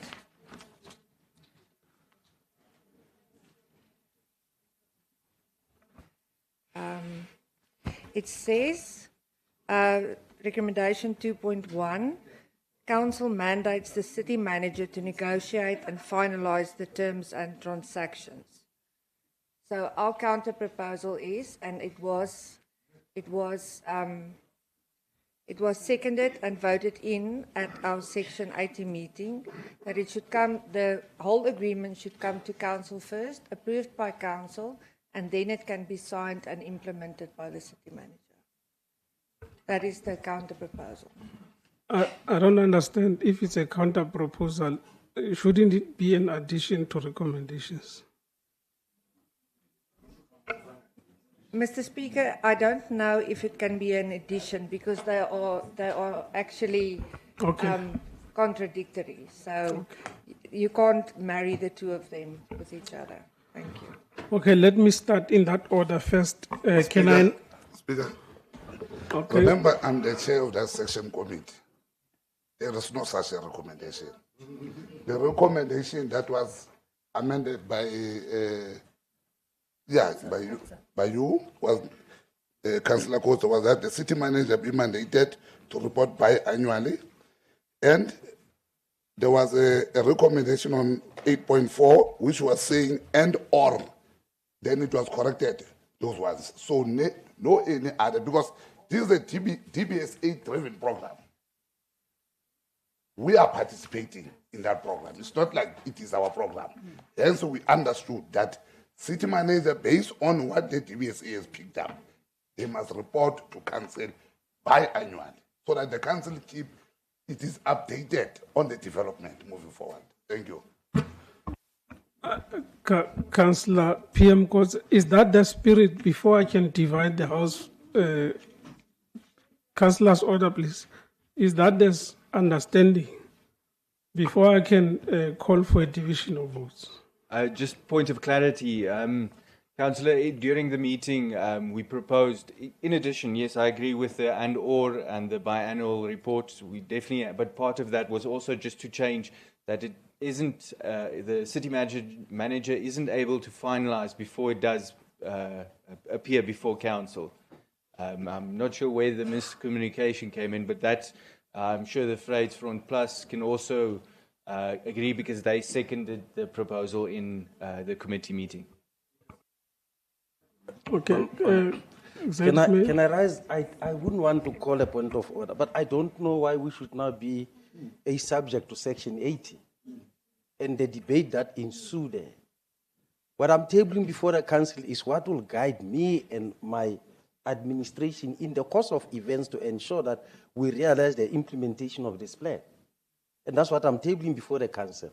If there are those dissenting voice to what I'm tabling before the council, let them show it by show of hands that they agree or not agree. There were proposals, it's a counter or an addition that by way of it being accepted, either people will vote for it, and if they're not voting for it, it falls down, and what we're putting before the council then could be what will be taken carried over.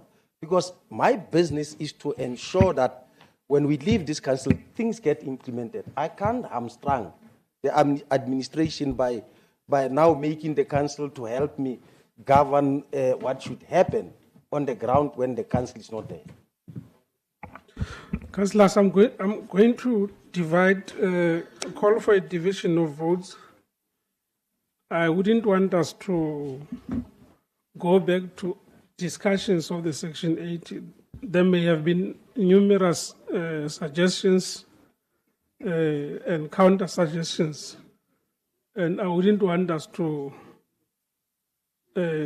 go back to those discussions. Councillor Viviers. Point of order. Councillor Viviers. Point of order. No, Speaker, sit down, Councillor. just point of order, Speaker. No, I'm still on the platform. Councillor Viviers, may you please discontinue your meeting there? You are too audible. You are distracting me. I think, Speaker, that's not fair. Let me allow the point of order. You'll come just after that. All right, Speaker, I just want you must wake up the councillor there. She's sleeping.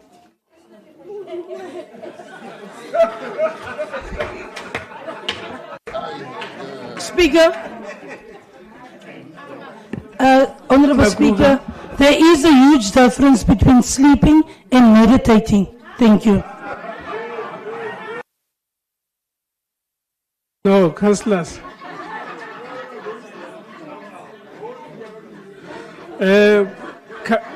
Councillor Mugwenu.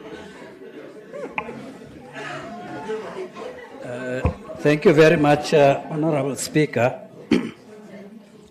I just thought that possibly for future we would need to, you, or your office, through the mayor, would need to provide a definitive guidance on this particular aspect.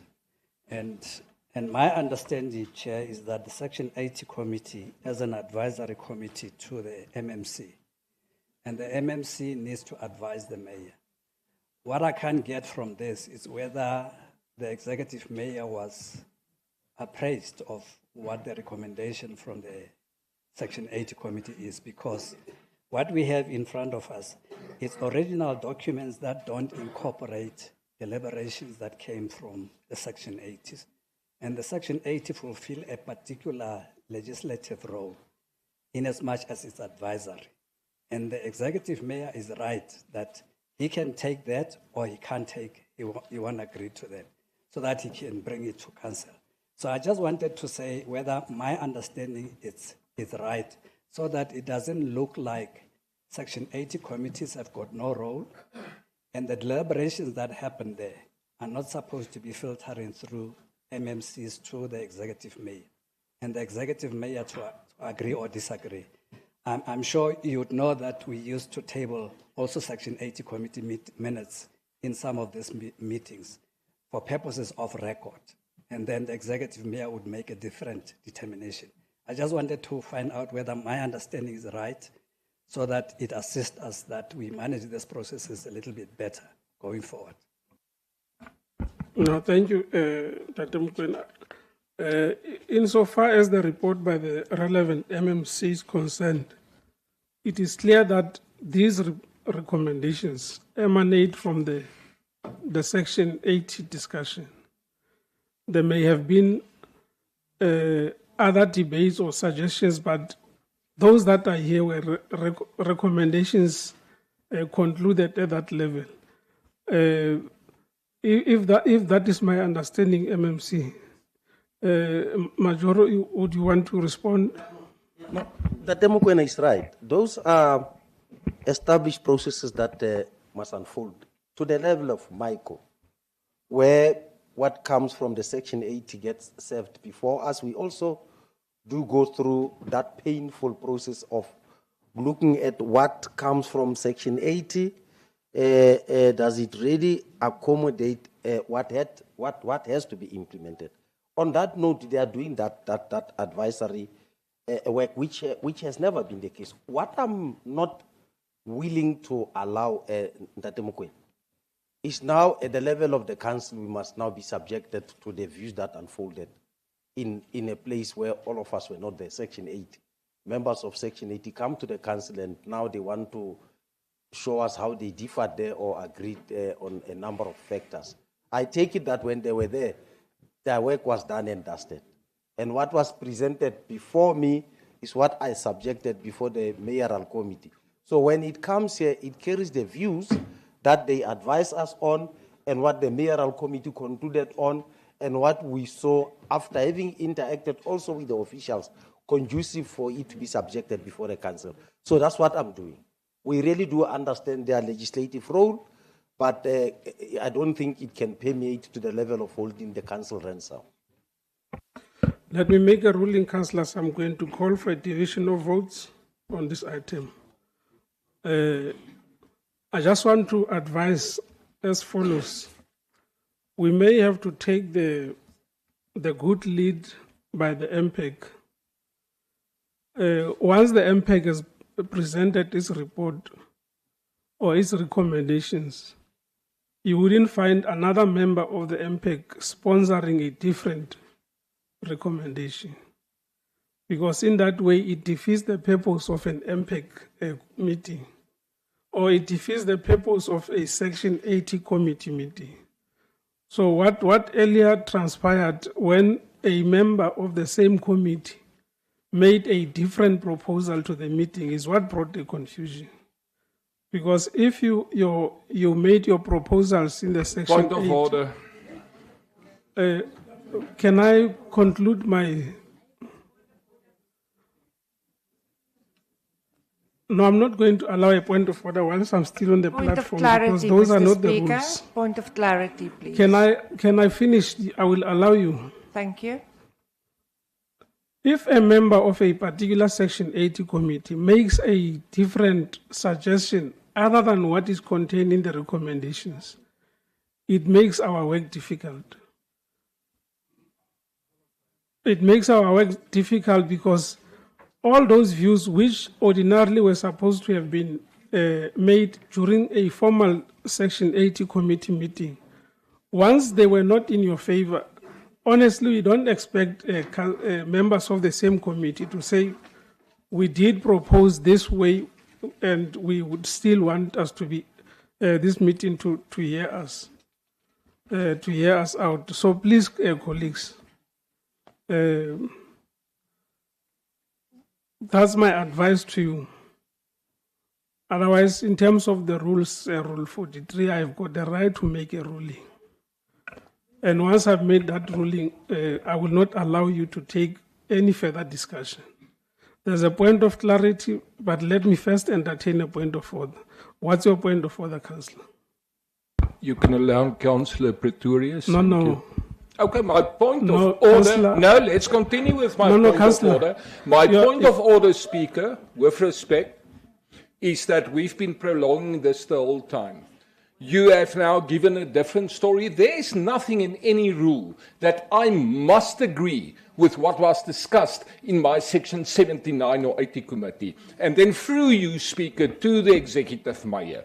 With all due respect, with the zoo, it was this story, that this and this about the committee. Now that we are at this point, we must now divide the house and vote. We must not listen to what was discussed at the committee. That's my point of order. Thank you. My final ruling is that I will not allow anyone to speak now.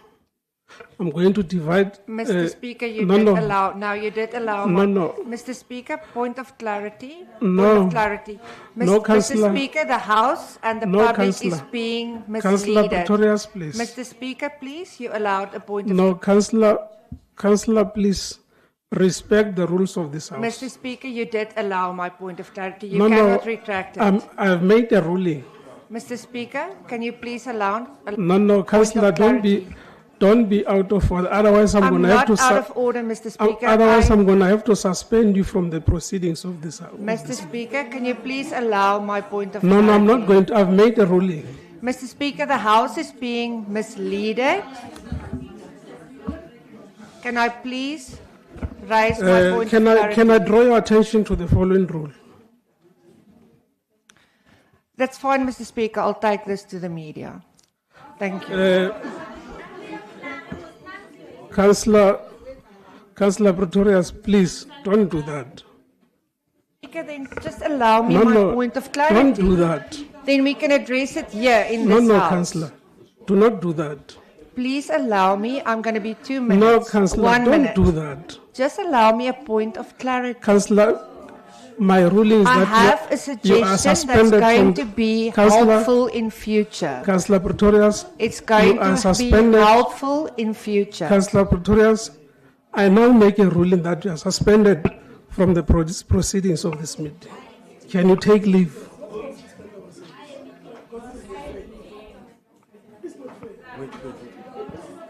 Honorable Speaker, No, please, no, point of Councillor. clarity before we vote. No, Councillor. The MMC literally said we shouldn't consider Councillor Bauer. the recommendations of the No, agenda. Councillor Bauer. He said it in the same Councillor meeting. Bauer, please. So I want to sit know down. what are we voting on, Honorable Speaker? Councillor Bauer. There's recommendations or that of the Section 80? Councillor Bauer, I am now asking you for the second time. Sit down.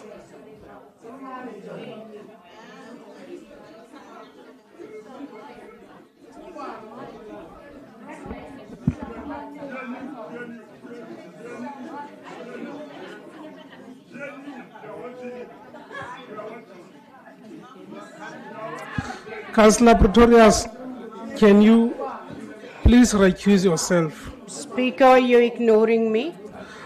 Yes, My yes, hand's I'm been- ignoring you, ma'am. Please sit down. I'm not going to sit down. I'm the chief whip of my party, and you are bullying one of my members. We are Councillor free Dennis. to speak in this Councillor council, Dennis. and I demand that you at least Councillor ask Dennis. her. Councillor Dennis, don't do that. You are bullying my council members, and I'm not going to stand for that.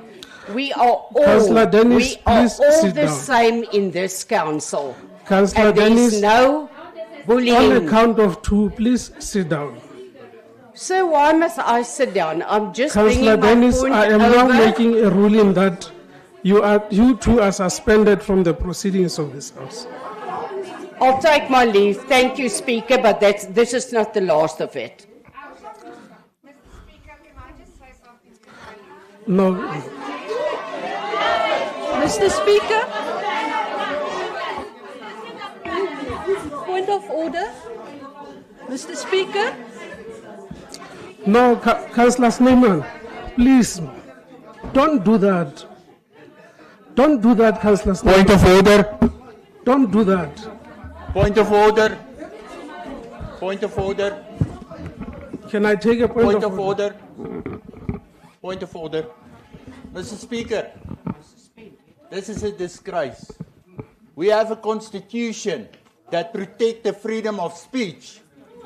The constitution is there to protect South Africans. You are attacking South Africans. Thank you. Councillors, I am now going to call for a division of votes. Speaker.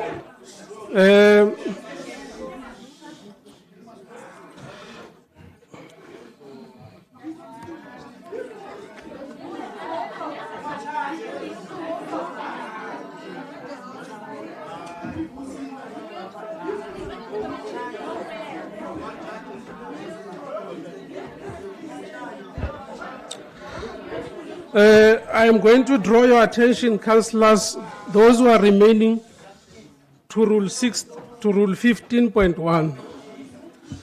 Rule 15.1 says if a councillor or a group of councillors leave any meeting in protest and the remainder of the councillors still constitute the required quorum of the business, that meeting shall proceed.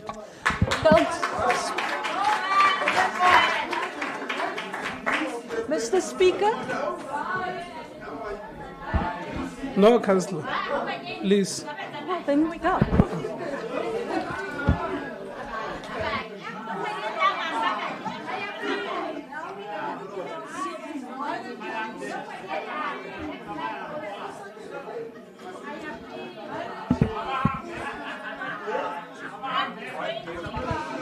I would also like to draw Councillors, your please. attention, councillors, once again to the newly revised standing rules and orders of this House.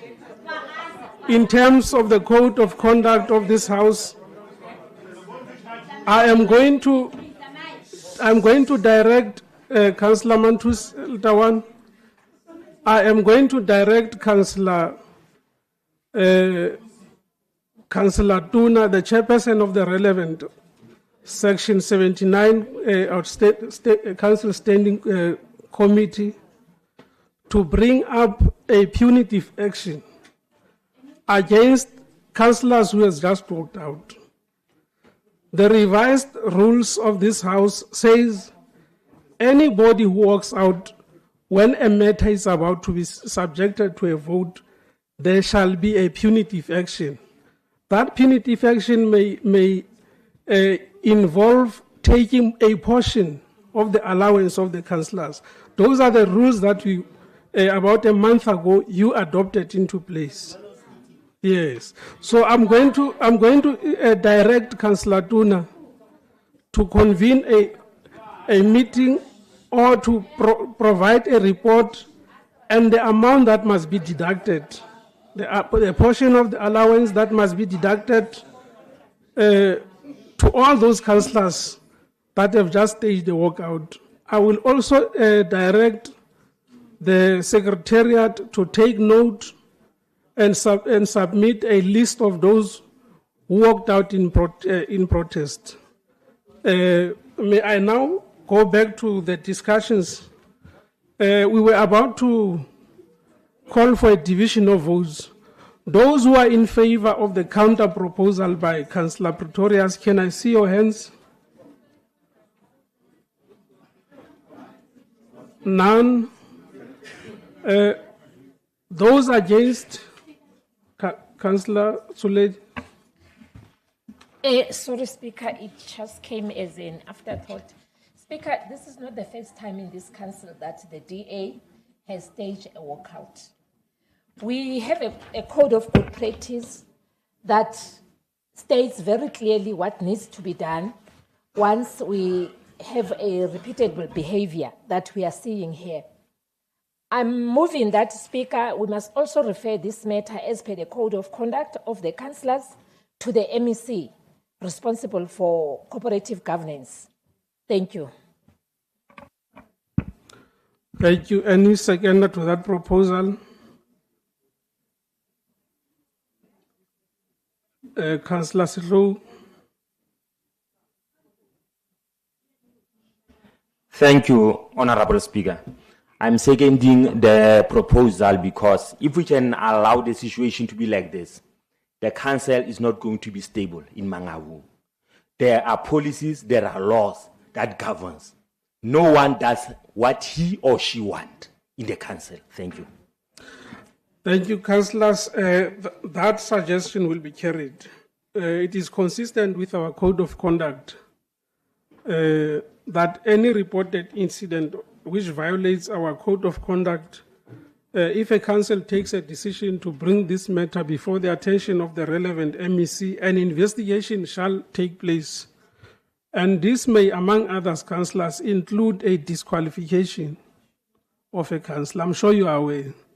So once we take this decision, we must be prepared for such an eventuality, that the investigation may end up on a disqualification of a councillor who deliberately violates the rules as contained in our code of ethics.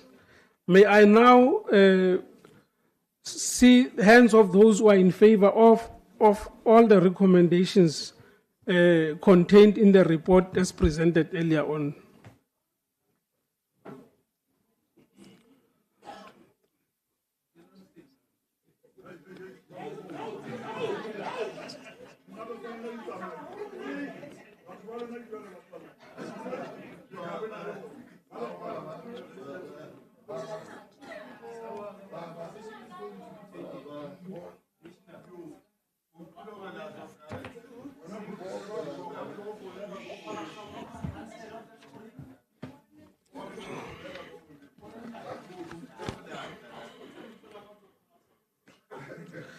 Thank you.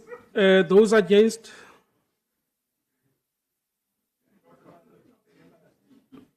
Any abstentions?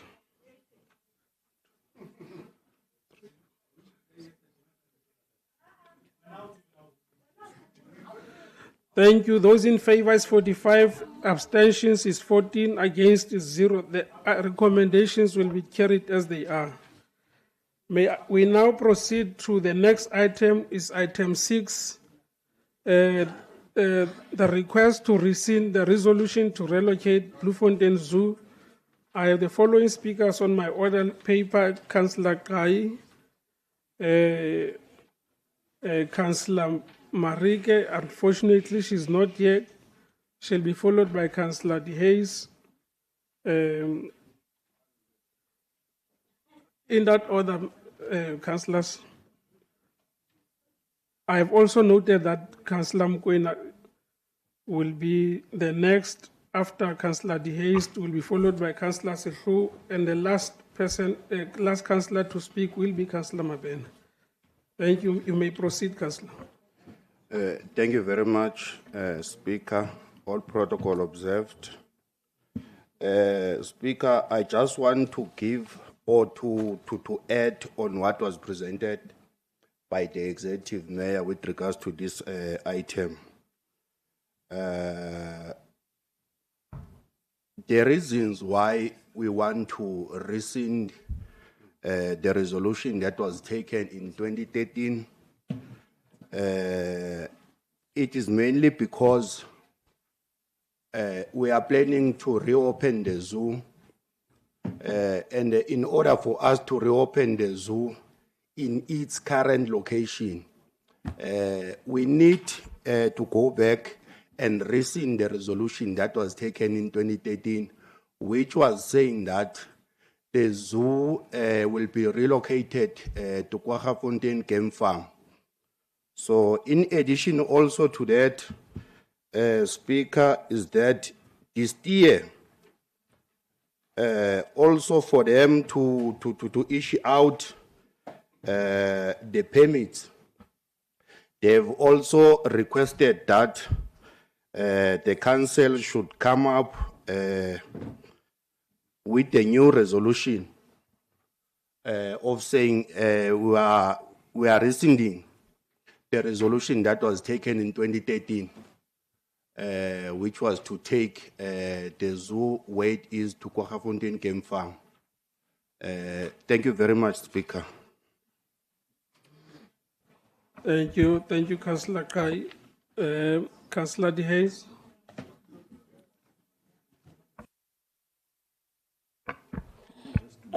Thank you very much, Honorable Speaker. Honorable Speaker, indeed, this item did deserve in Section 80 committee, but as we are different political parties, we have different views. And as an economic freedom fighters, I'm sure the MMC will agree with me. I did submit the dissatisfaction of the economic freedom, my objections. Thank you very much, Councillor Baba, regarding the issue. Honorable Speaker, as we stand before you to discuss critical issues that has been at the forefront of our community concerning the past 3 years, the closure and the reopening of zoo, this issue has been littering in our council for far too long. The Mangaung Zoo once became a beloved attraction for our community, especially in the education system. However, we are pleased to hear that zoo will be reopening again. But, Honorable Speaker, let us be frank. The reopening of the zoo, however, raises several concerns. It fails to provide us with a detailed explanation of how the zoo plan going to generate the profit spending, which is 21.9 million. The document simply states that the income of the zoo will be 3.5 million via the visitors' fees.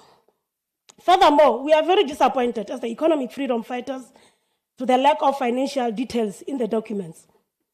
However, as the EFF, we believe that the poor reflection of the HOD, Dr. Tinder. The reopening of the zoo will numerously have a disadvantage, especially in our community. Firstly, Honorable Speaker, let's talk about the distance side of it. If you take the zoo from Bloemfontein CBD, you relocate it in Kwaggafontein, you can just imagine the distance-wise. How about those people? Remember, we are still, many of our people are not working. Two, we are still waiting for the investigation report on how the zoo once closed, what happened initially for the zoo to be closed. Consequence management must be carried out. Those people who are involved, they must come out to the light, they must take responsibility for what they did. Thank you very much. Thank you, Councillor De Hayes. Councillor Mokoena.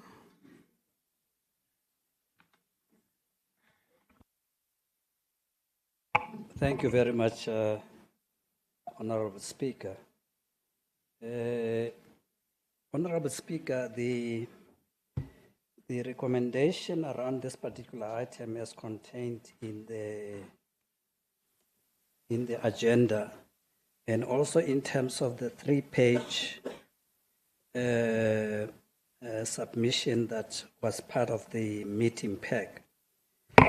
I was not so sure, and I want to ask whether, in terms of the discussion in the item, which is point 3, it says the resolution needs to be revoked by council to allow for the reopening of the zoo at its current location as per the decision taken by the executive mayor and the executive management team. It doesn't indicate that council needs to take a new resolution to reopen the zoo. It says it needs to rescind its resolution of closing the zoo. So I'm not so sure about the authority relating to that particular decision. And when the executive mayor agreed with the rest of Bloemfontein people that the zoo be reopened, whether council did not need to take an appropriate resolution to revoke and reopen. So that's it's just a legal question. And I must say, Honorable Speaker, I'm very happy about the decision to reopen the zoo. That I think I must be clear. Me and my kids and family and friends used to be part of the Friends of the Zoo. And we used to have Thursdays that we used to go there. It was a very lovely occasion. The second part that I want to indicate, Chair, is that the zoo has always been a prized jewel of the city. It defined the people of the city. It is part of the institutions that define the character of the city. That plus the Naval Hill thing, which is, I understand, one of the only game reserves in a city, represent landmarks that as a services city, we know we don't have many industrial related businesses. However, as a tourism related sector, as a services sector, the zoo, Loch Logan, Rose Park, and the sports precinct represent assets that needs to be leveraged to try and get the city to the place where it used to be. So I am very happy with this decision, and I want to congratulate the administration plus the executive mayor for finally taking this decision, because if ever there was a momentous decision that rectifies a wrong that was done in 2013. And I must also indicate, I was not here in 2013, but I know the history of those people that were behind trying to relocate the zoo and their nefarious intentions to try and break down this city and its jewels of tourism. So to that extent, I'm very happy with this decision. However, I need to understand the legal way in which we have casted in terms of this resolution. I hope that with that happened, we can finally begin to restore the zoo. We can finally begin to restore the Rose Park. We can finally begin to have Rose Festival again. We can finally begin to have Makufe running into. The sports stadium has been degraded, but these represent some of the assets, Honorable Speaker, to the executive mayor, that we need to look at as a note that is worth many millions for purposes of our city. I thank you very much. Thank you, Councillor Mokoena. Councillor Sehlou. Thank you, Honorable Speaker, Executive Mayor, Deputy Mayor in her absentia, Chief Whip, Honorable Councillors, Sechabasa Mangaung, Haholo sa Ward 7, mo ke tlhagang teng.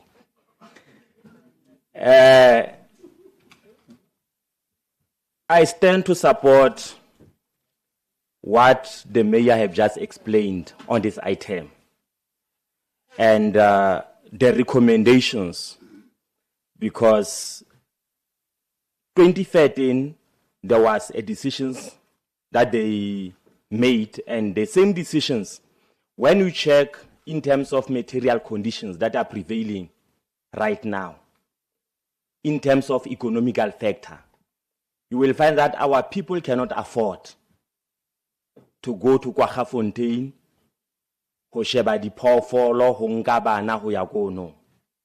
Only people that are rich will be able to travel to go to Kwaggafontein. Now, I am saying we must make sure that in all material times, we cater for different groups, different classes in our society, as we push for a classless society at the end of the day. And giving consideration, Honorable Speaker, that things changes.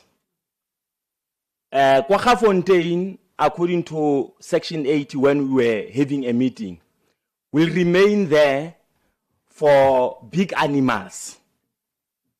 And small animals will come here to zoo, where we know exactly that our children will be entertained by those small animals. So I support the motion. I support the recommendations. Thank you. Thank you, Councillor Shu. Councillor Mabena.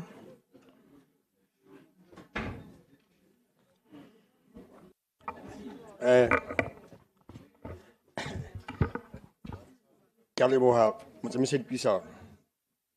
Dimisa Botle, Chabaka Flas Amangau. Lina Gibizotia. Okay, Leona, go take off 51 Samangau. Thank you very much.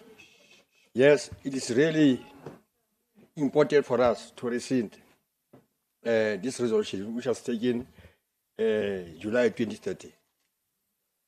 And if you begin to check the history of the zoo, you check from last year, in September, there was a court rule which says the council must actually rescind the resolution that planned to relocate the zoo to Kwaggafontein. It further says, the court rule, the council must ensure the provision of sufficient capital and operational budget for the proper management of the zoo. And therefore, thank you very much, Councillor Mayor and the HOD, Dadetinda. Thank you very much for the guide that you gave us and for the guide that you gave to the Section 80 committee. For doing that, you need funding. Is it? You'll need that funding for infrastructure development, including repairs to the enclosures. Is it?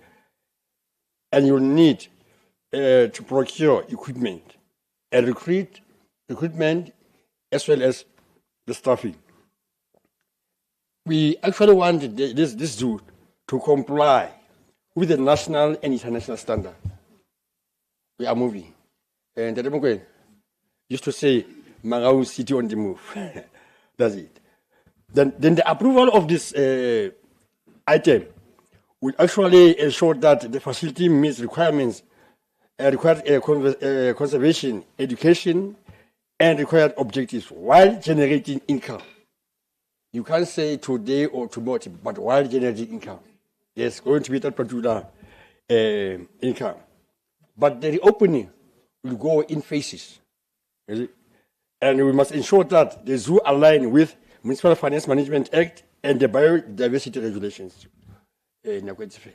Then there are key laws and policies that were considered when actually doing all these things. We considered the Municipal Finance Management Act, Municipal Systems Act, Biodiversity Act, Animal Protection Act, Environmental Conservation Act. When your enemy goes astray, you must not interrupt it. Then therefore, this item, we are not saying we are actually deviating from those investigations. But the item in itself is the question of rescinding the resolution of 2040 and 2030. Then therefore we are rescinding. The investigation in the but item on investigation, you are rescinding. Thank you, the Speaker. Thank you, Councillor Mabena.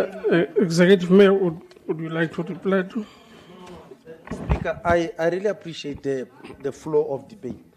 But I would have loved that we capture what Ntate Mokoena made an observation around.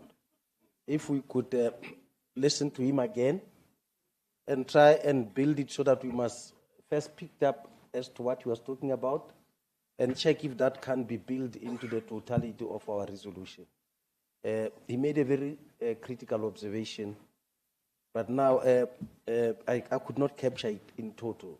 So Speaker, I would ask you to allow him to rephrase it and let it be captured that way. Okay, for fear of misrepresenting you, would you want to reiterate those important points that you mentioned? I know that amongst others, you wanted to understand the rationale behind rescinding the decision to reopen, not to relocate. Let me allow you, Councillor. Mohlomong e re ke qale, and unfortunately, I always tell people that I can never repeat what I've said because most of the time, ke na le bolebadi ba bogolo. I'll try my best, Honorable Speaker. I was saying, Honorable Speaker, in the first place, I agree with the finalization of rescinding the relocation to Kwaggafontein. Doesn't mean Kwaggafontein is not going to be something. It's still going to continue the way that I understand it. But to relocate and take away this jewel from this place, it's what I'm saying I agree with. But the resolution, the way that it's carved, it says the council must rescind because the executive mayor has decided with executive management to reopen the zoo. So I'm trying to say, for purposes of being legally correct, council is the one that rescinds the resolution. It is its own resolution. And as a result, council needs to also agree or pass a resolution to agree with the executive mayor or recommendation of the executive mayor to reopen the zoo where it is. So that's the essence of what I was saying. I don't know whether that's helpful. Okay. Now, we have duly recorded your supplementary recommendations. I think they will be noted and carried out and be incorporated in our concluding part of recommendations. Can I now see hands of those in favor of that recommendation?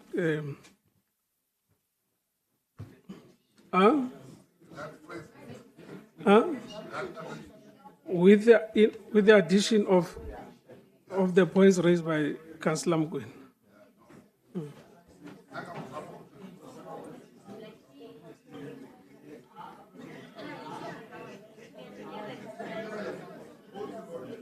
Thank you. The majority of the House agrees with the recommendations as they are. The item will be carried as it is. May we now proceed to item 49. 49.1. I want to take this opportunity to officially welcome Councillor Swartz, who is joining us. Earlier this morning, we acknowledged her presence because some councillors wanted to know who is this new councillor. But at this point, we are now officially welcoming you, Councillor, and we acknowledge that you've got a responsibility to represent this council on many other matters of our council. When you are here, or when you represent this council, you in part cease to represent the interests of a party. You now become a representative of the community of Mangaung, irrespective of every political party. You will be required to attend meetings, committee meetings, either Section 80 or other relevant Section 79 committee meetings. In terms of the council standing rules and orders, you will be required to submit an application for leave of absence in the event you are unable to attend such meetings. But please take note of the fact that in terms of our rules and the relevant code of conduct, if you cease to attend meetings, 3 consecutive meetings of a council meeting, you automatically disqualify yourself. So whenever you are unable because of personal and other business reasons, do favor us with an application for leave of absence so that we may record it accordingly. Council Whip, I noted you on this item. You may proceed. No, thank you very much, Honorable Speaker.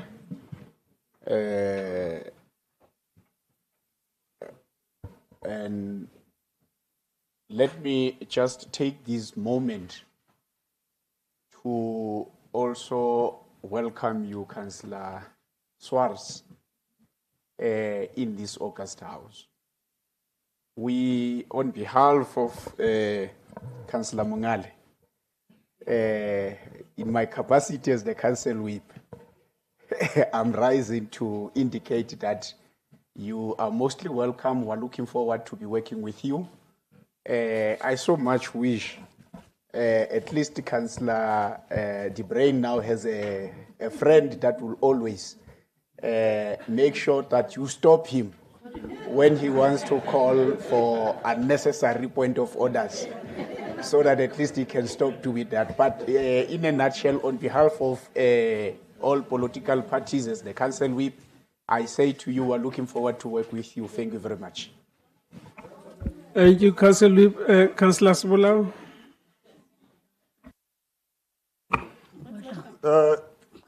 Whip, advocate.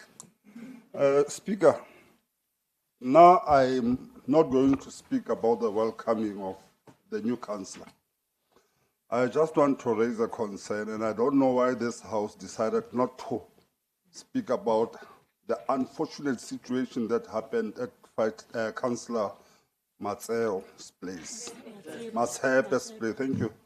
Councillor Matshepe's place. You know, we are all councillors here. When one of us his life or his family's life is in danger, it is up to this council to condemn that. We heard about the unfortunate, and the Chief Whip, I expected him to have raised this matter and come up with mechanism. How best can he be assisted so that the community cannot rise again against his life? Thank you very much.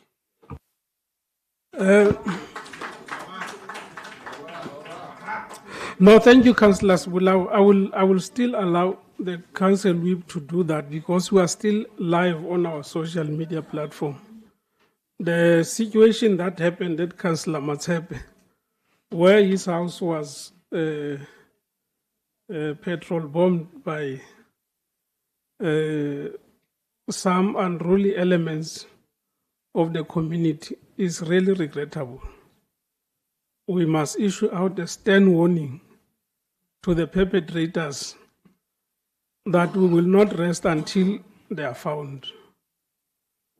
I know that a multidisciplinary team of South African Police Service is working on that. We may not disclose details, but we would like to ask the community of Ward 29 specifically, to those who have information, please come forward and cooperate with our law enforcement agencies so that the perpetrators can be brought to book. This is not the first incident. The first incident that took place, I think, earlier this year, a group of perpetrators went to the same house of Councillor Matshepe.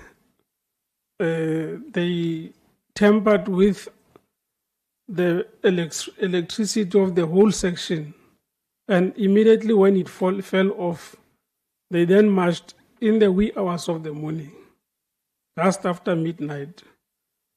They marched to his house, made unsavory comments, and demanded things which ordinarily a councillor who is not even part-time, full-time cannot do. Is more so a ward councillor.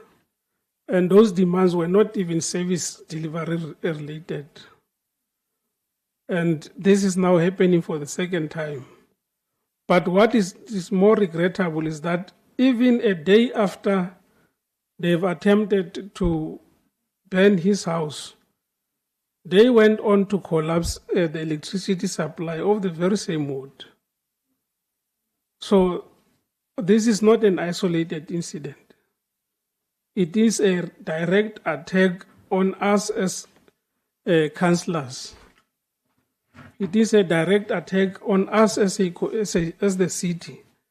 We also take note that this was not the first incident on a councillor. A group of unruly elements also went to the house of Councillor Fantis. They did the same. A group of unruly elements also went to a group of Councillor Swane. They did the same. And if we do not act and speak with one voice and stamp our authority, wrong elements in our society through criminality will compromise our capacity as the municipality to do our work. So we take note of that, and we will also work with the law enforcement agencies to dig deeper into the whole situation. Council Whip.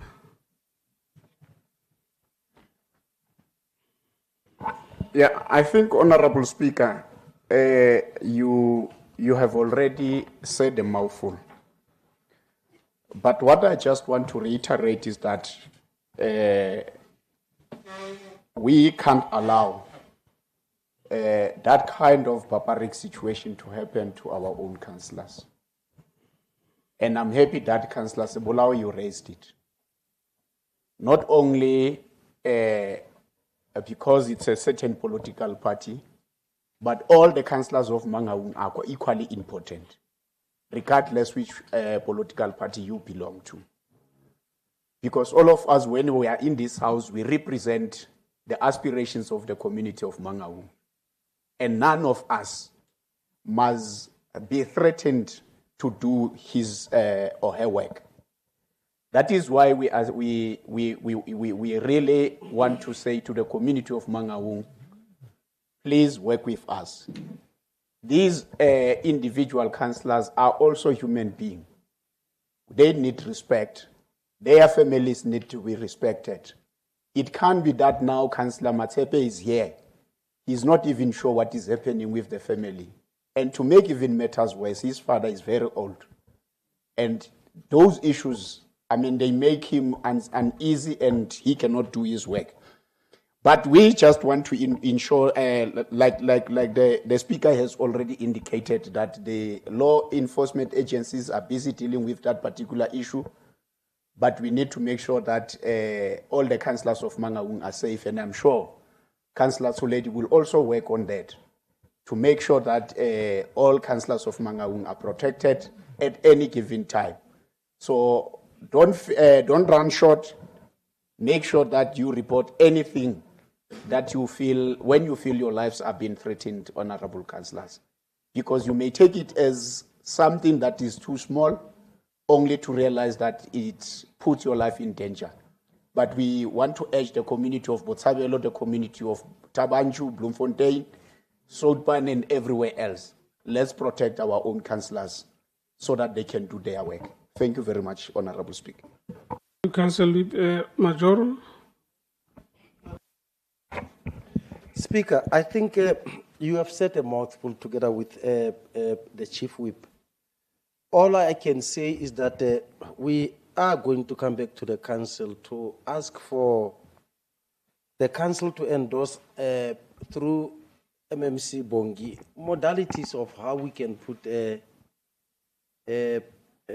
security measures in place and across such activities. And as we approach elections, we are going to be confronted by more of such element in our society. So So Council Baba is right. We really have to stand by each other and begin to act like a team that must not allow mischievous element to come our way.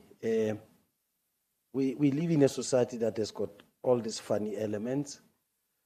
We may say we are not afraid of them, but the truth is they do exist, and we need to nip them on the bud and get ourselves organized. So I think, Mrs. Bongi, you will have to go on the drawing board together with your team and put up a plan that would literally help us to say what is that we can put before this council, because part of the protective measures that we must put in place have got serious financial implications, and that would need the attention of the council. Thank you. Thank you, Majolo. Councillors, re tle pheletsong ya dipuisano tsa rona tsa letsatsi. Kopano ya tsatsi lena e fanyiwe, re ka tjhaisa. Yes, Speaker, a go jelo gompieno.